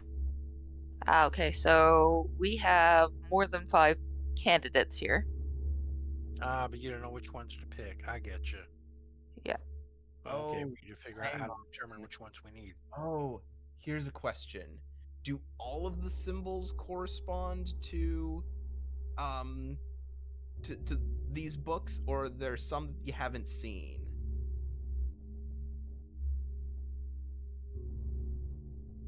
Yeah, half of them seem to be about ink, half of them seem to be about the quill. No, It no, no. should I'm be the half that have nothing to do with the quill. no, I'm talking about the symbols on the blocks. Are there any symbols on the blocks that don't match the symbols on these books, No. or are they all there? You saw 10 symbols before. You see the same 10 symbols repeated on these cubes. Okay, then it's not. I feel like it's the 5 that don't mention any quill. Probably. Or the 5 that mention a quill. Yeah, I think you're right. The ones that mention a quill. Now the next question is, what order? Alphabetical? Maybe in the order that they came to us. That they're in the list. I don't know.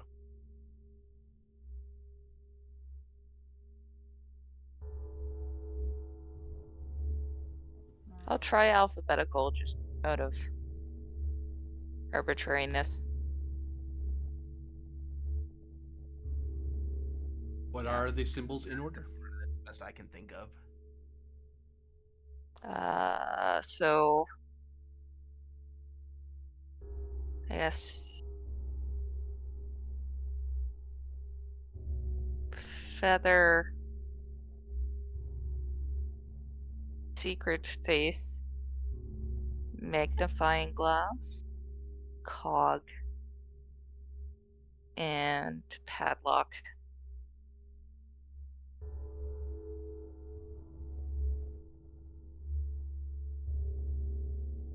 They fit in. Door doesn't open. Okay. Well, that wasn't them. Why don't you try replacing the one with the padlock with the one with the fountain pen? I just have an idea. I'll give that a try.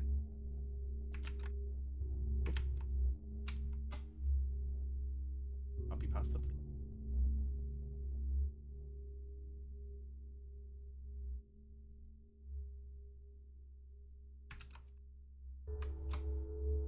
Some of them all specifically say things like the missing piece, the hidden mechanism revealed. So I think those are probably the answer. You did feather, face, cog, then the magnifying glass, Oh, it's magnifying right? glass. then the cog, and then the fountain pen, right? Cog. Last one you put in initially was fountain pen. Well, Now no, you're initially it was the lock with the pen. I see. So you swapped it out into this We're new just order. swapping that one with with Yeah. It fits, but the door is not open. Okay. okay. You know, Lucius, now knowing this, he's gonna see if he can't reason out what kind of order it's looking for, because clearly it wants specific blocks in a specific order, but how it relates to those specific books, or if it doesn't relate to those specific books at all. While you're doing that, I'm going to actually look around the room to see if there's another clue or a volume in the room that might give a further hint as to which books which cubes we should be using in which order. Sounds like an insight roll either way. One's leading, one's assisting. You go ahead and lead this time. Okay. Inspect. My rolls have been terrible tonight. That's a 9. Well, you get help, so it's a 10.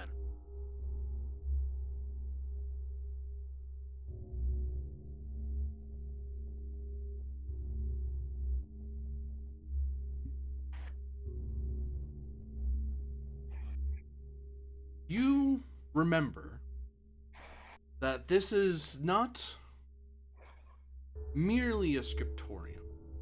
It is not merely a library. It is dedicated first and above all to the mysteries of the Eclipse. No, that's mysteries of the. Oh, hang on. Feel like you've seen a series of 5 before. Oh, it's the Eclipse. No, the phases of the eclipse. Yeah, the new moon would be the first or the last. No, it would be the Umbra. Yeah, it'd be the middle.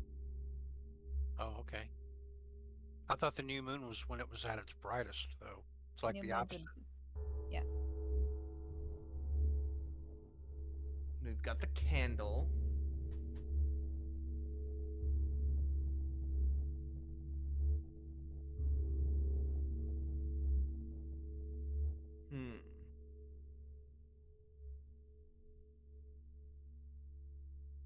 Oh, hang on.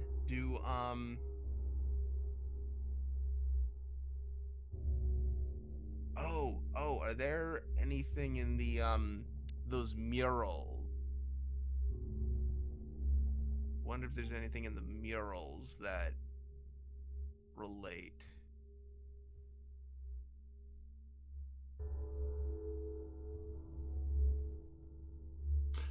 Give me.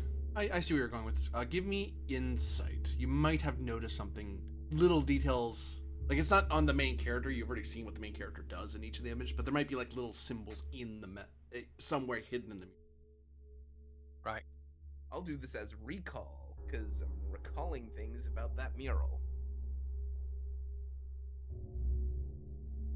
Oh, for goodness sake. You know what? This seems important enough to me. Origin.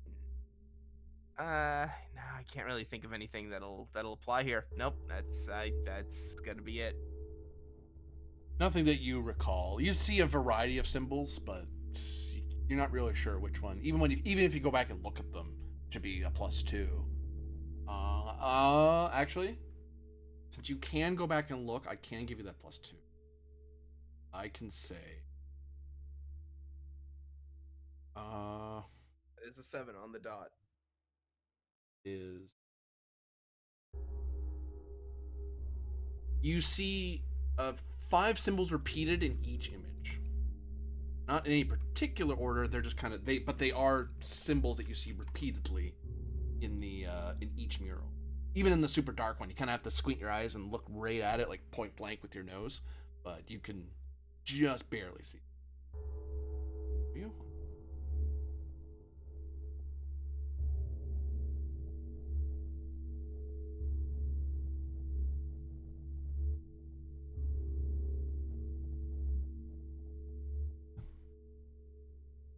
There we go.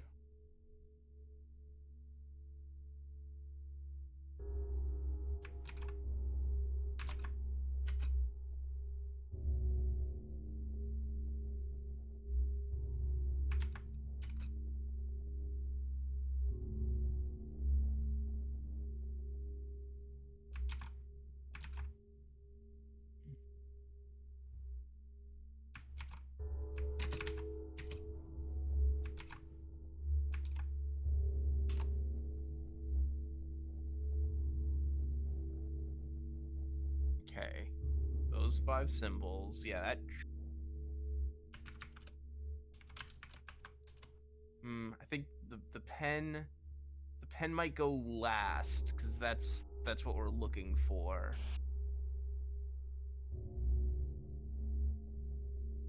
Perhaps. Just try maybe putting those 5 in to start and see if anything happens.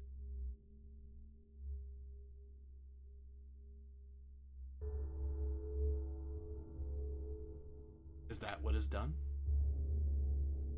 Or rather, who does it? But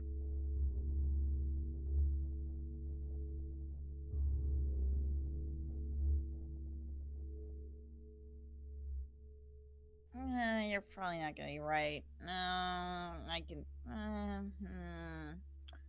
Well,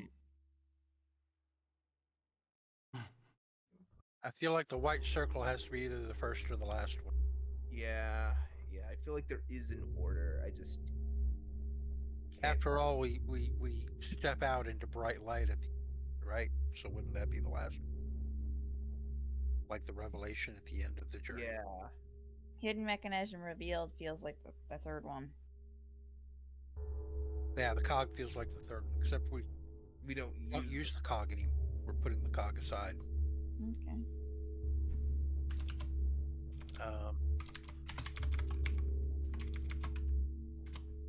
Unless.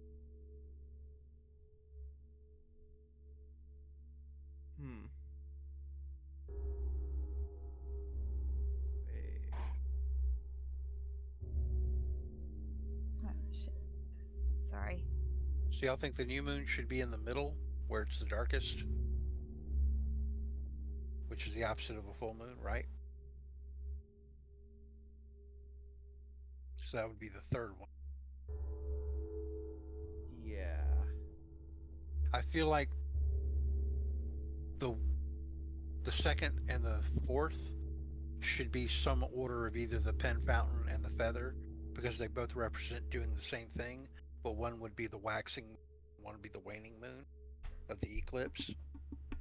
Maybe the feather first, because Sure. that's the earlier form of writing implement. So maybe candle, feather, new moon, writing fountain pen, and then white circle. Is that the order we want to go with? Yeah, I can't think of anything better other than Sure. random guessing. Let me try that. okay, I'll so go ahead and write it out even. okay, please do.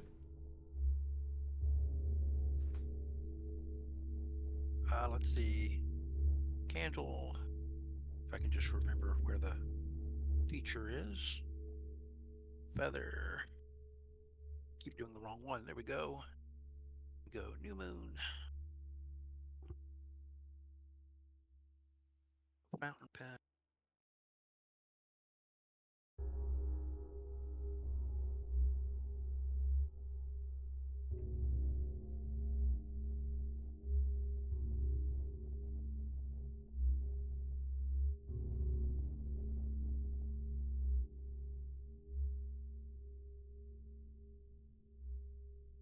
Like that. That's what you enter into the slot. That's what give our first shot. And if that doesn't work, then we'll try switching the feather and the fountain pen, because I think the other three are correct. Or at least that's what I would like to try. But sure, we'll do that.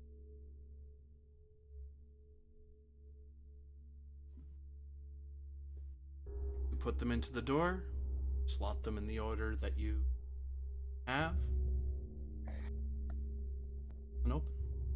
Ah.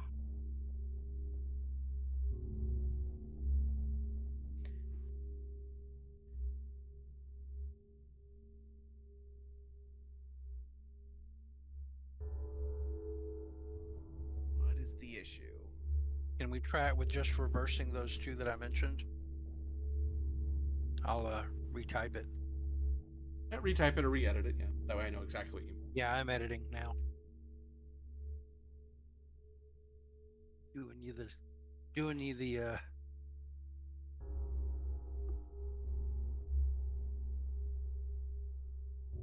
you go.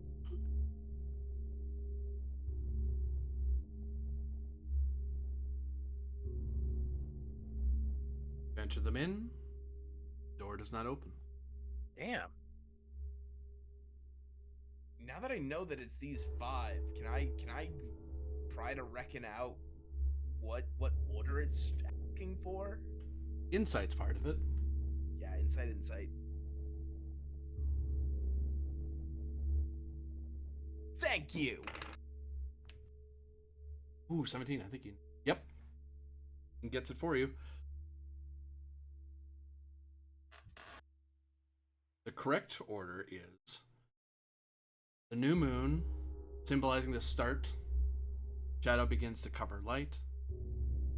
The feather, the initial lightness or sliver of light as the eclipse progresses. A white circle, symbolizing the complete coverage of light, moment of totality. The pen, return of light as shadow recedes, much like the ink revealing the underlying page. And the candle, symbolizing the full return of light, candle in darkness. Here, I'll even correct it. Wait. What, wait? Lucius just walks over and says, "Let me do Oh, okay. I thought you were stopping them. I have the answer. Don't do it. What? Why? No. No, he's just walking up to the door. He's like, "Here, let me do it." And the door shall open before you. Stupid Eclipsean puzzles.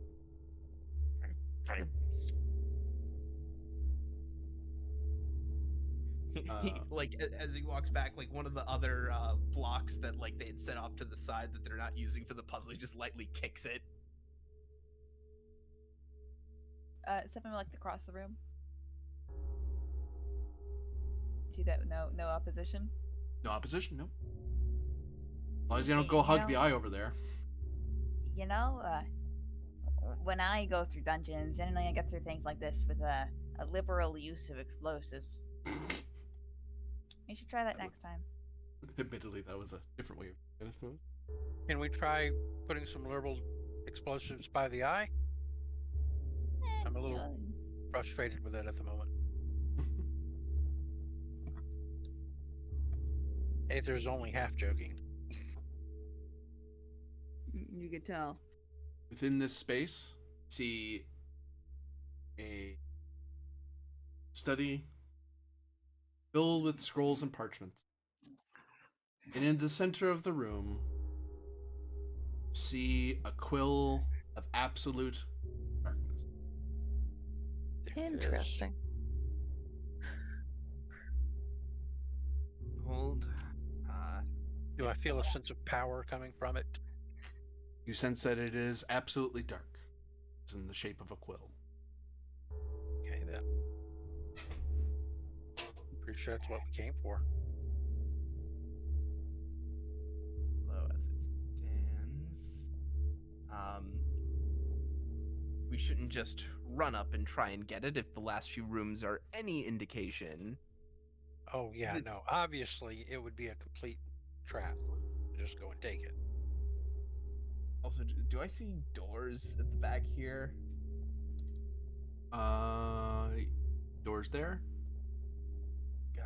Oh, wait, sorry, no, that's not doors. That's a place for that's the door. This and this are bits of wall that are pushed out a little bit to allow for a shelf to be stabilized. Like, there's a shelf here, but there's no shelf here. In that case, Lucius is just gonna completely disregard the quill and see if this door is locked.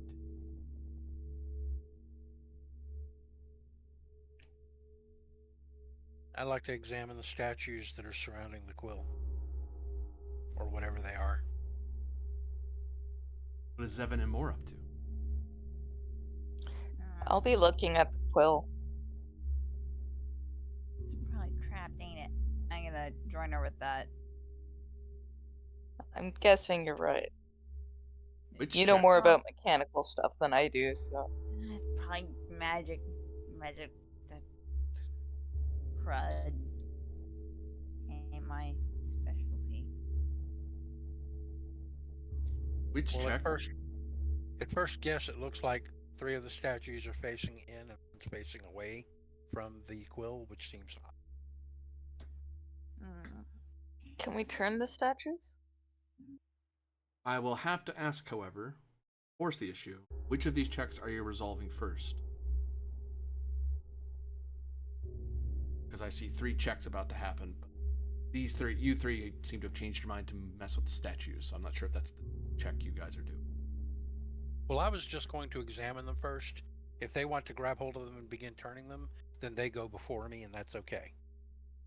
Because I'm beginning my process with looking and thinking first. I'm not touching it right away. I have no idea if it impacts anything. That I'm just trying to see if this door is unlocked. And If If see one of them wants, It Turn might. it. That's why it's very important I know the order of what's happening. Very important I know. I think I said I was doing that first. Yeah. fine by me, door first. The door, as you check to see if it's unlocked, does come a little ajar. He's gonna see what's in the next room.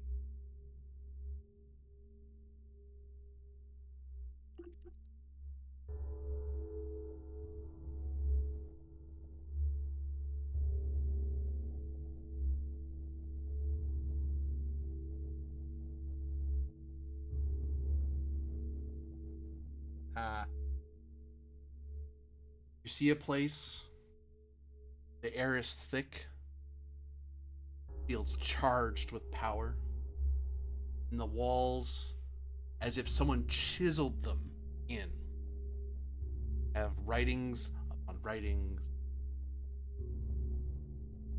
and there are these huge, there's this otherly light that shines in this place, but there's these great blots of darkness that you can just see through, but it almost feels like something's lurking in the darkness. And you can see what appears to be, just barely, appears to be 3 standing tombs inlaid into the floor.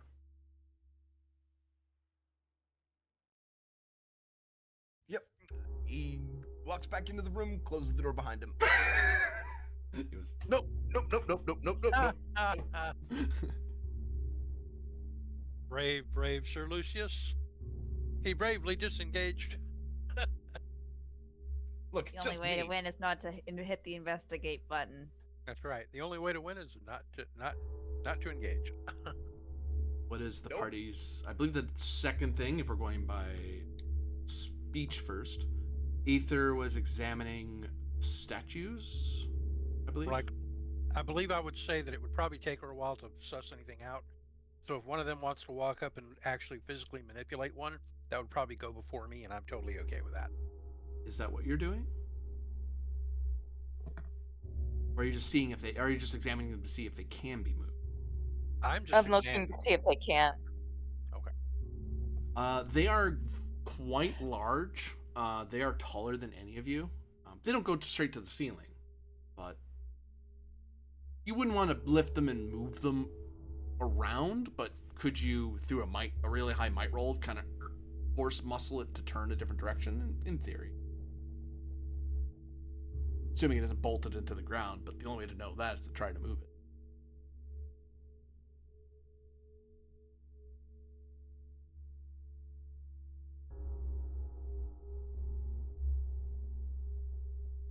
I suppose I'll try to suss them out first, then see what I can learn by examining them carefully.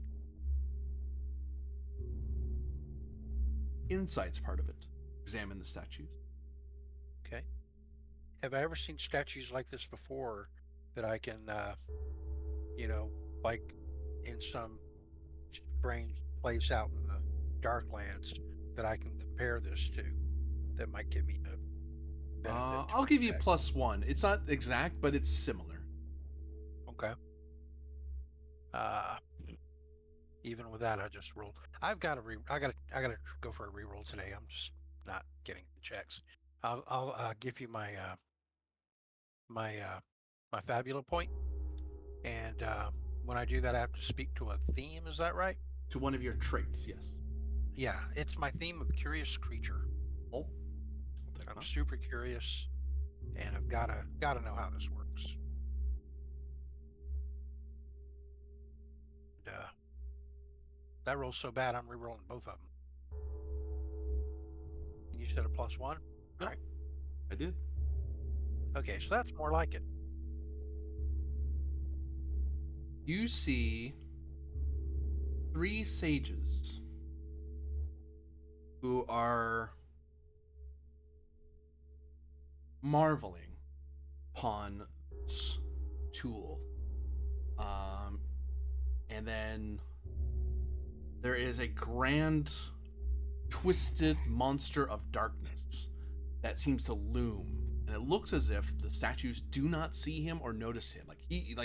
To any of you, that's the weird one of the 4. It's obvious that it's a monster of some kinds, and these 3 are some sort of person or some sort of regular folk.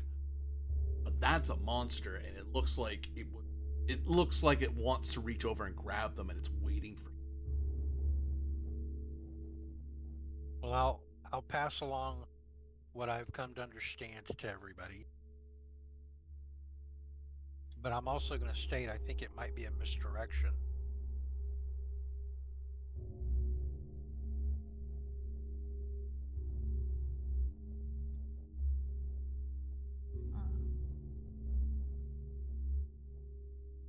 Why do you think it's a misdirection, huh? I believe it's a misdirection because I don't think monsters are inherently evil. And the believers in the ways of the Eclipse do not believe that all dark things are inherently bad. So it seems strange to me that this obviously darkened creature looming over the instrument or tool of great value looks so glaringly obviously antagonistic compared to the other 3. Given your high roll, I'll interject for you and let you know and remind you that you highlighted that there are some monsters that are so inherently evil there is no coexistence. You just simply such as demons and so on. Sure. Does this creature look like it could be a demon of some kind? Yes. Okay. Then I will pass that along and say, indeed, it's possible that it is, however, not just like a regular gargoyle, but a demon, in which case it would make perfect sense that it would be antagonistic, because those things cannot be reasoned with. Or if you do reason with them, they're just because they're trying to trick you. They'd never work to your benefit in return. They'd never honor a bargain or anything.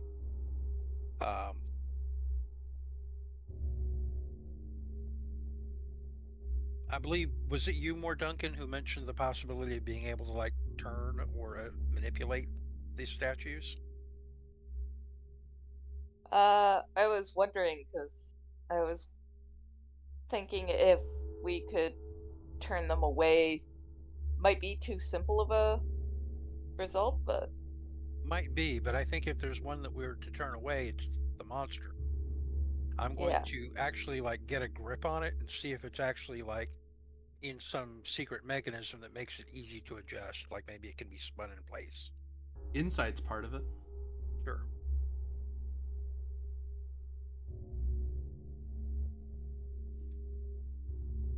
D10? No, a special mechanism. Okay, nothing fancy, but does it feel like maybe if we muscle it, we could do it?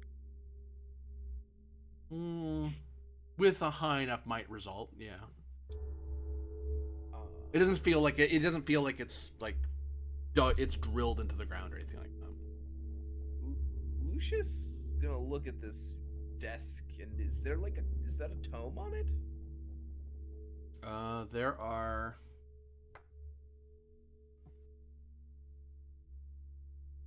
some sort of glowing globe. Oh, sorry, this is a candle sitting there that's flickering light. This is a writing surface area.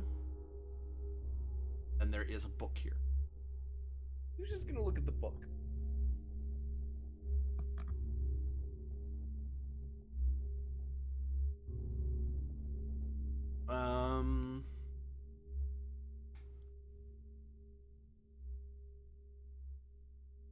You see snippets.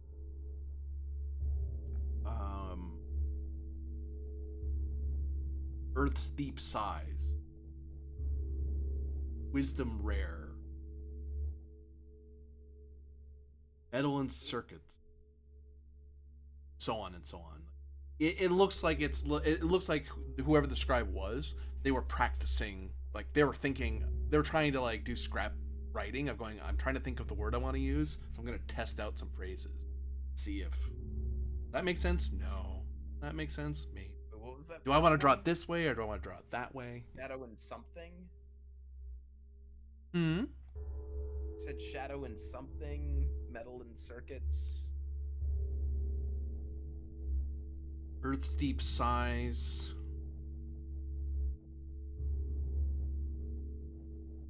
Okay. Metal and circuits. Here's an interesting question. From these fragmentary snippets that I'm looking at, could it be said that the various snippets apply to one of each of us? I'll circle back to that. I believe more Duncan and Seven were examining the quill, like not necessarily grabbing at it, but like trying to look at it. Yeah. Yeah. Is that do the thing where she's looking it up and down? She's just considering vaguely, like, you know, if I were to swap this out with a bag of sand. Then we'll all have to run from a giant stone ball at the end of the adventure. Yeah. Insight's part of it. One can lead, one can assist. You're both kind of examining the same thing, more or less. Yeah, what security measures are on this that I can I'll understand? assist. Great. And you can lead it. A+ for the reference. I'd like to invoke my bond of loyalty with Morduncan for a Fabula point. Certainly. How many emotions do you have attached? 1. So a +1 to your roll if you want to do that. Yep, sure.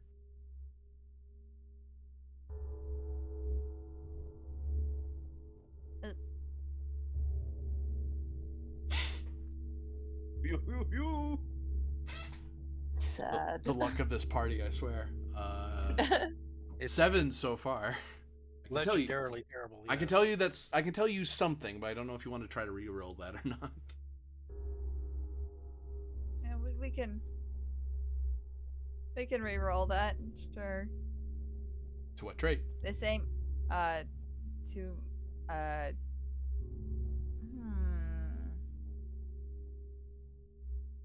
little bit of anger.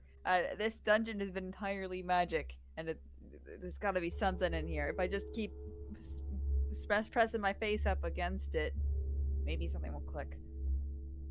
We really want something to do percussive maintenance on it right now. Oh, I see what you're saying. Yeah, I'm very much looking for percussive maintenance. Yes. I see you. Yeah, I'll take that. Thank you for the I can relate to that Right. anger. So What can is I. a stupid puzzle? Can I just hit the stupid thing? No. Ah!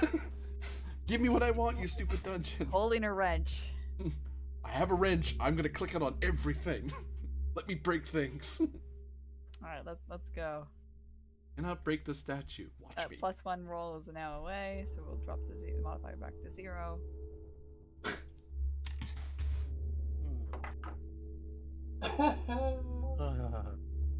Yeah, our luck with dice is legendarily bad.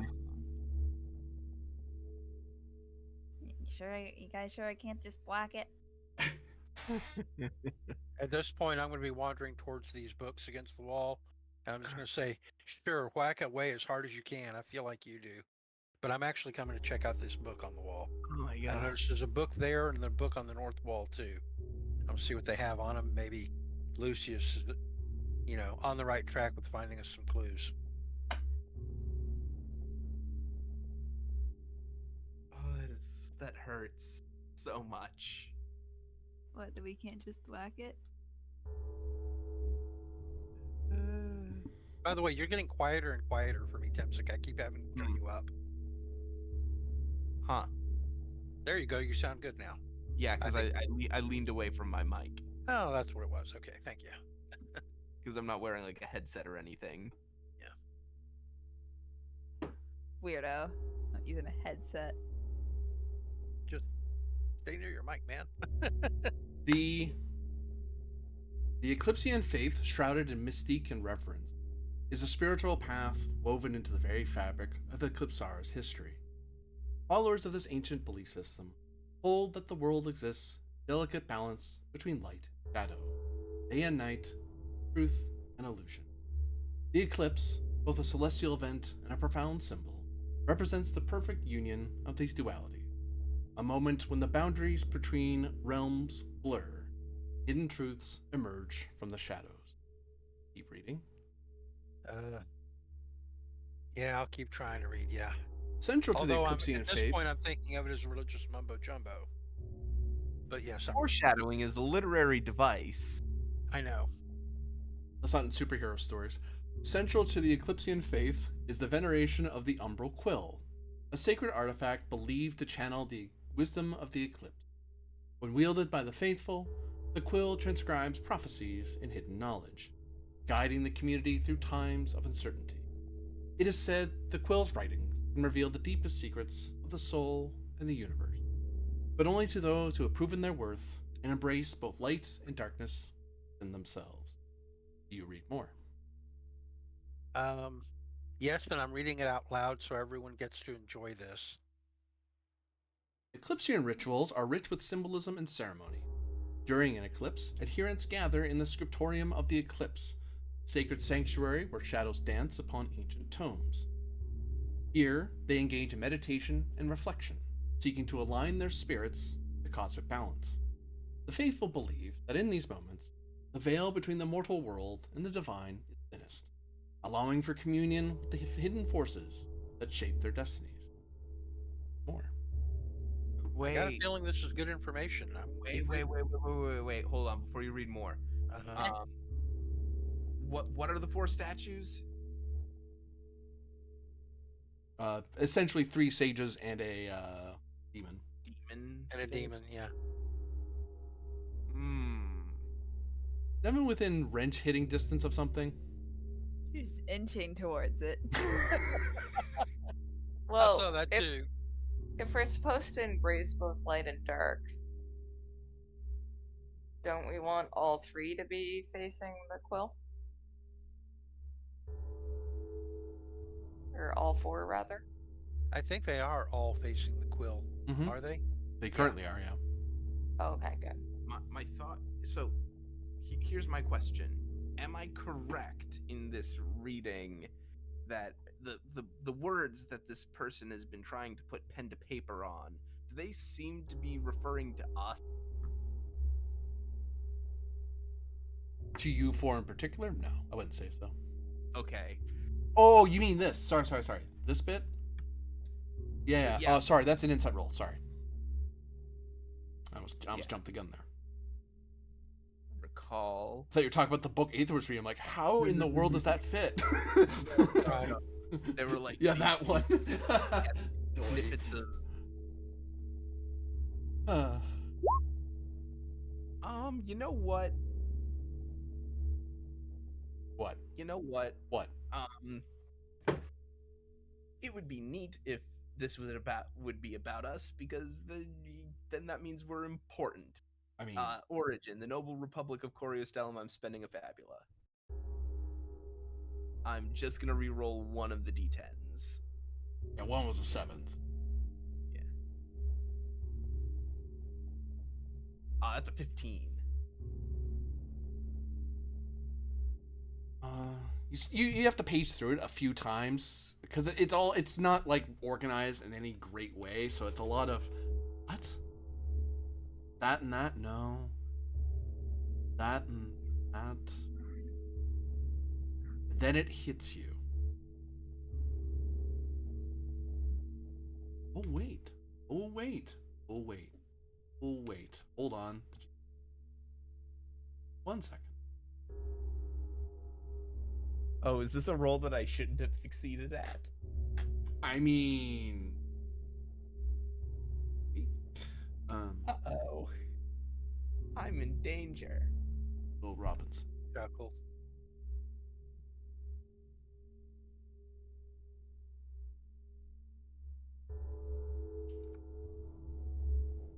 Oh, right. Right.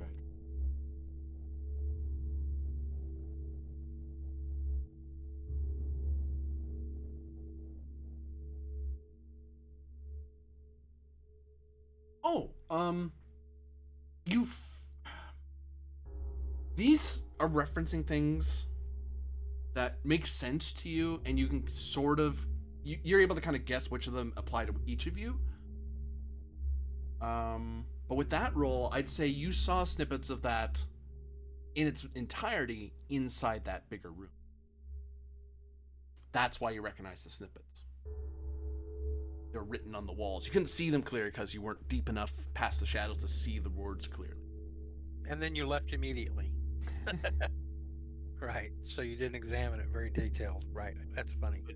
Well, at least I know that's what they are. But is that right, or is it referring to each of the four of us? It would seem to be referring to 5 different people, actually. You'd have to go back into that room to find out. And Eckhard. Okay. Yep. Quick check, Zevin. You're still pretty close. You hanging out near the quill? And she's considering grabbing it. I think we're getting good information on this book, so I'm going to keep reading out loud from it.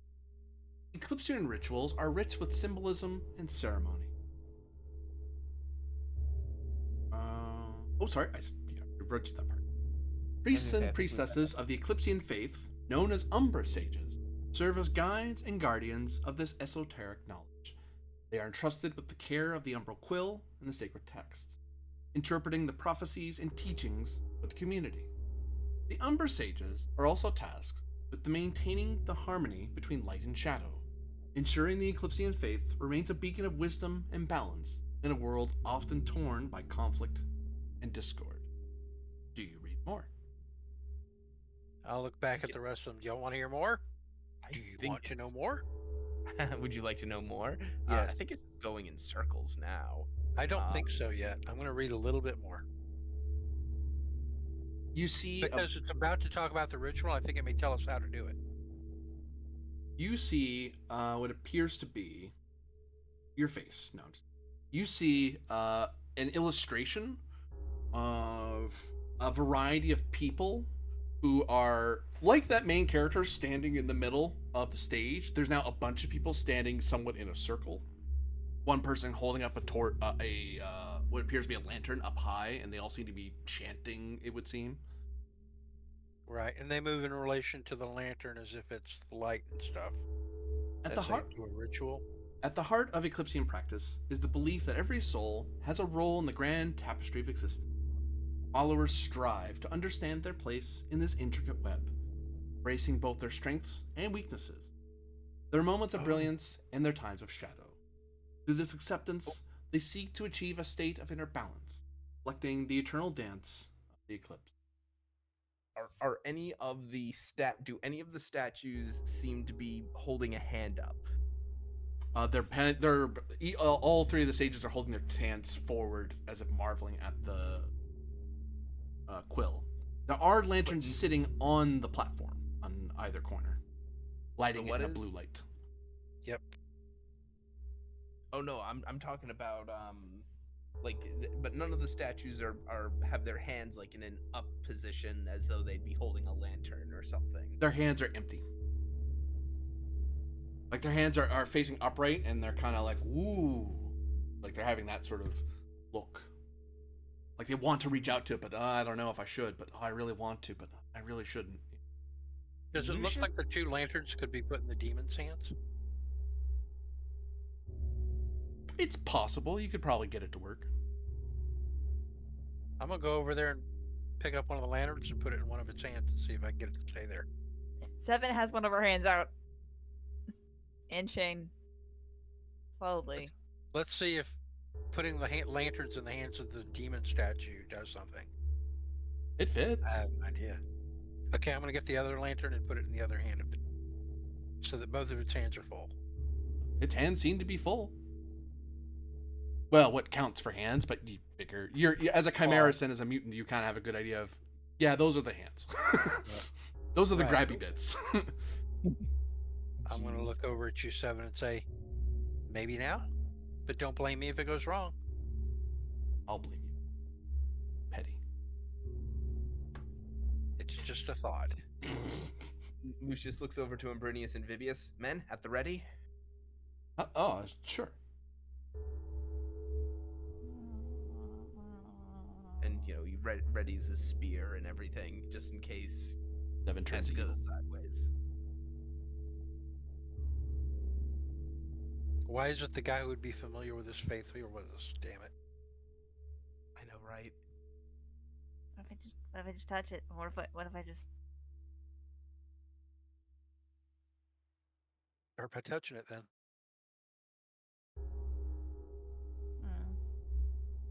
It's very dark. Like it absorbs all light. It's the shape of a quill. It's unmistakable.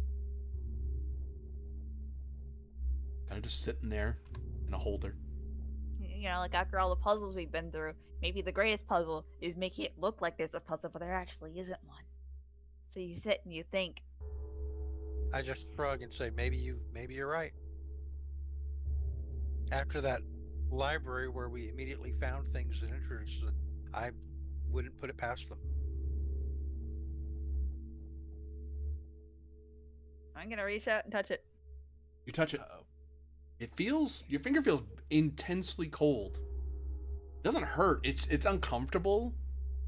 Sort of like holding an ice cube while you have a glove on. You know you're cold and you wouldn't want to do this for a super long time, but you could do it. You touch it and it's that initial feeling right on your fingertip, like that's cold. But you're not hurt. Can you take it? Yeah.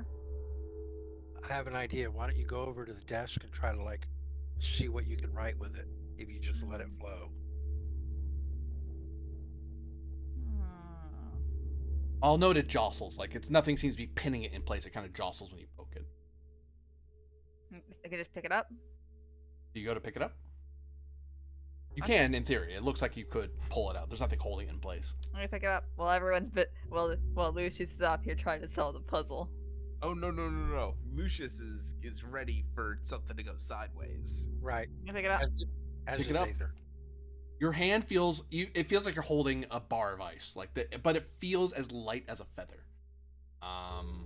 And you find that you naturally kind of fit it to your hand the way a practiced calligrapher would hold a quill, which is there's a very specific way you have to hold a quill to use it properly, and you just seem to know that. Like you probably know a little bit of quill work, but you're not a scribe. That's not or calligrapher. That's not your job. That's like saying I can hold a paintbrush, but I'm not a painter. You know, there's a difference in what you're supposed to do. In most cultures, the scribes are like really fancy and they got the special quills and they do the special thing, and I am not one of those people. And it feels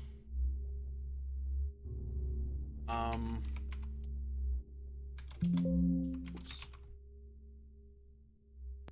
that no shadow touches it, no light pierces it, but you are holding it immediately aware of where it is, and you can almost feel like if you put it down to any surface, you could write on it. Ooh.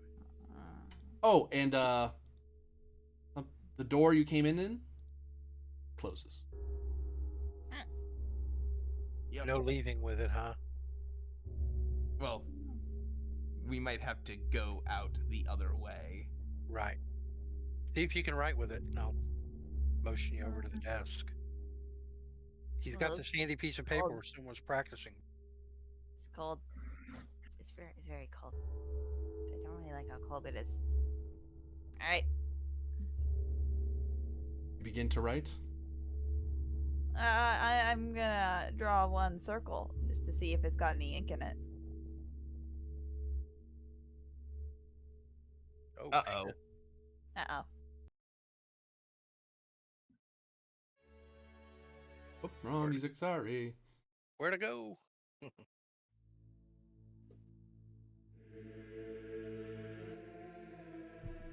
The world around you seems to fade into shadow.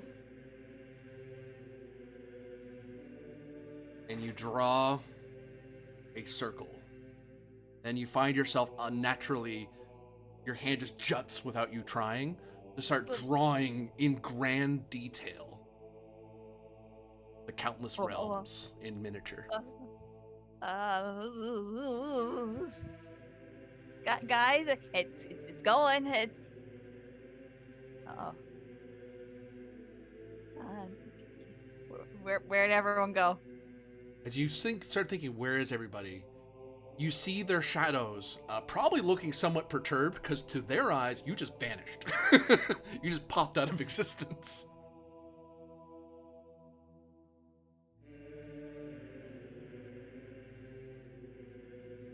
Can I hear them, or or can we just no longer perceive each other?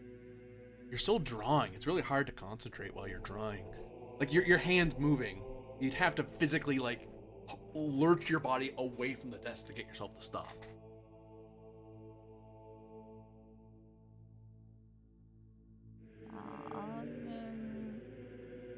You get the feeling if you keep writing, you might learn something. Well,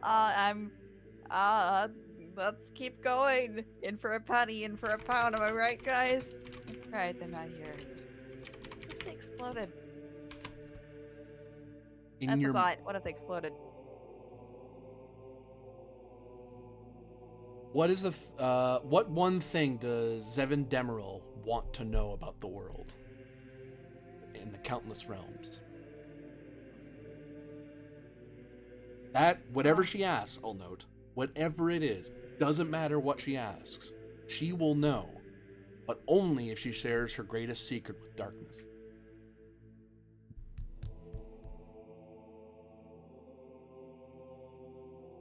And that's when your hand kind of stops as you realize you now have a choice. Something to know and a secret to tell it for.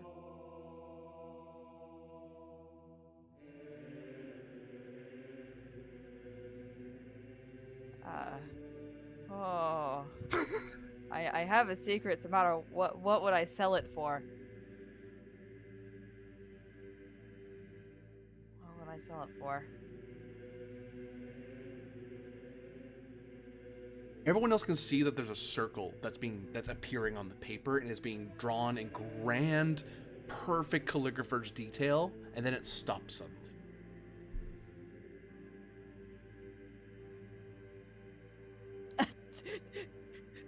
Oh, Temzik didn't just get sundered.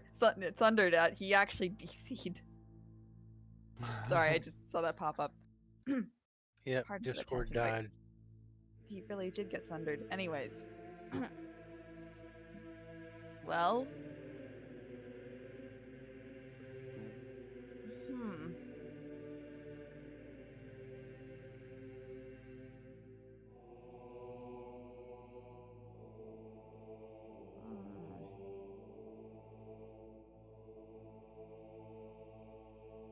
May I consult with the other players? Out of character. Out of character, you totally can. Here's what I'm thinking. Okay. Why are we the heroes? The world seems to, like, bend around us in ways. You got your weird, your crazy wizard. We got somehow pulled into this adventure. We found this tower almost by accident, and everything has just seemingly gone on from there. Right. I guess from a metagame perspective, I would possibly toss out, if not us, then who?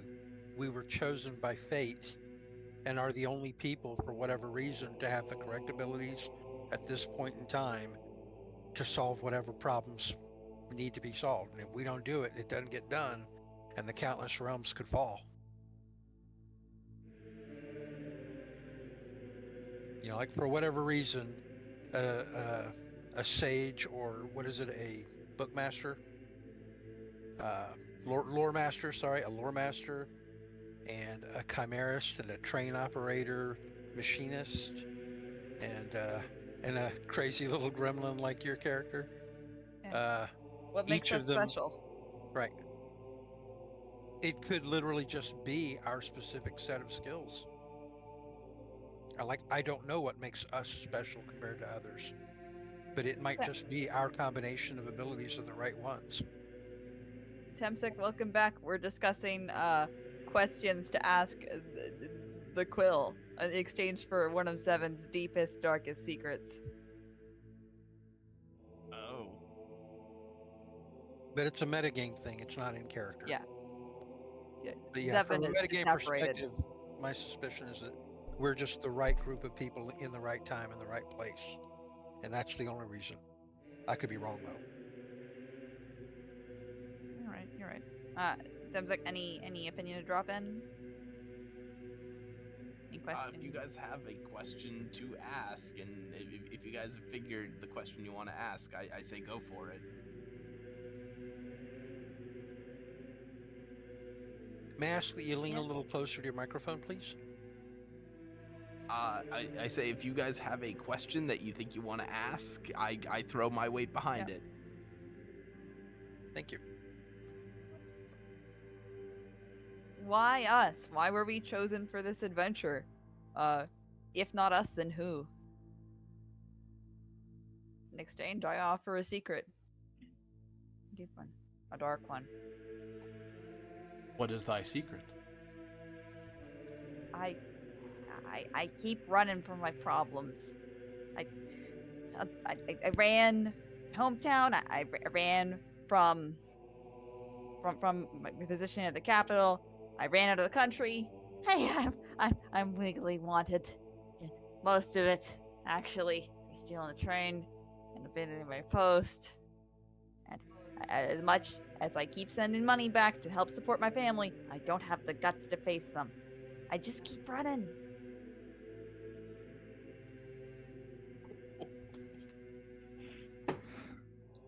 You feel a most dire clock tick forward as the darkness, something that dwells in the deepest, darkest parts of the world, now knows a weakness. However, find your hand flowing across the page. You are brought together by fate. Your destinies woven into the fabric of the countless realm.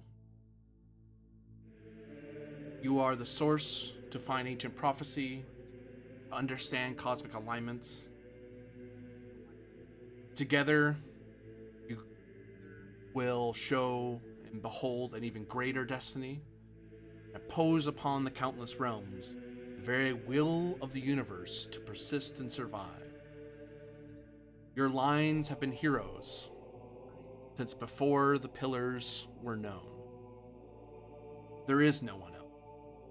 If not you, there is no one. But no pressure. No pressure.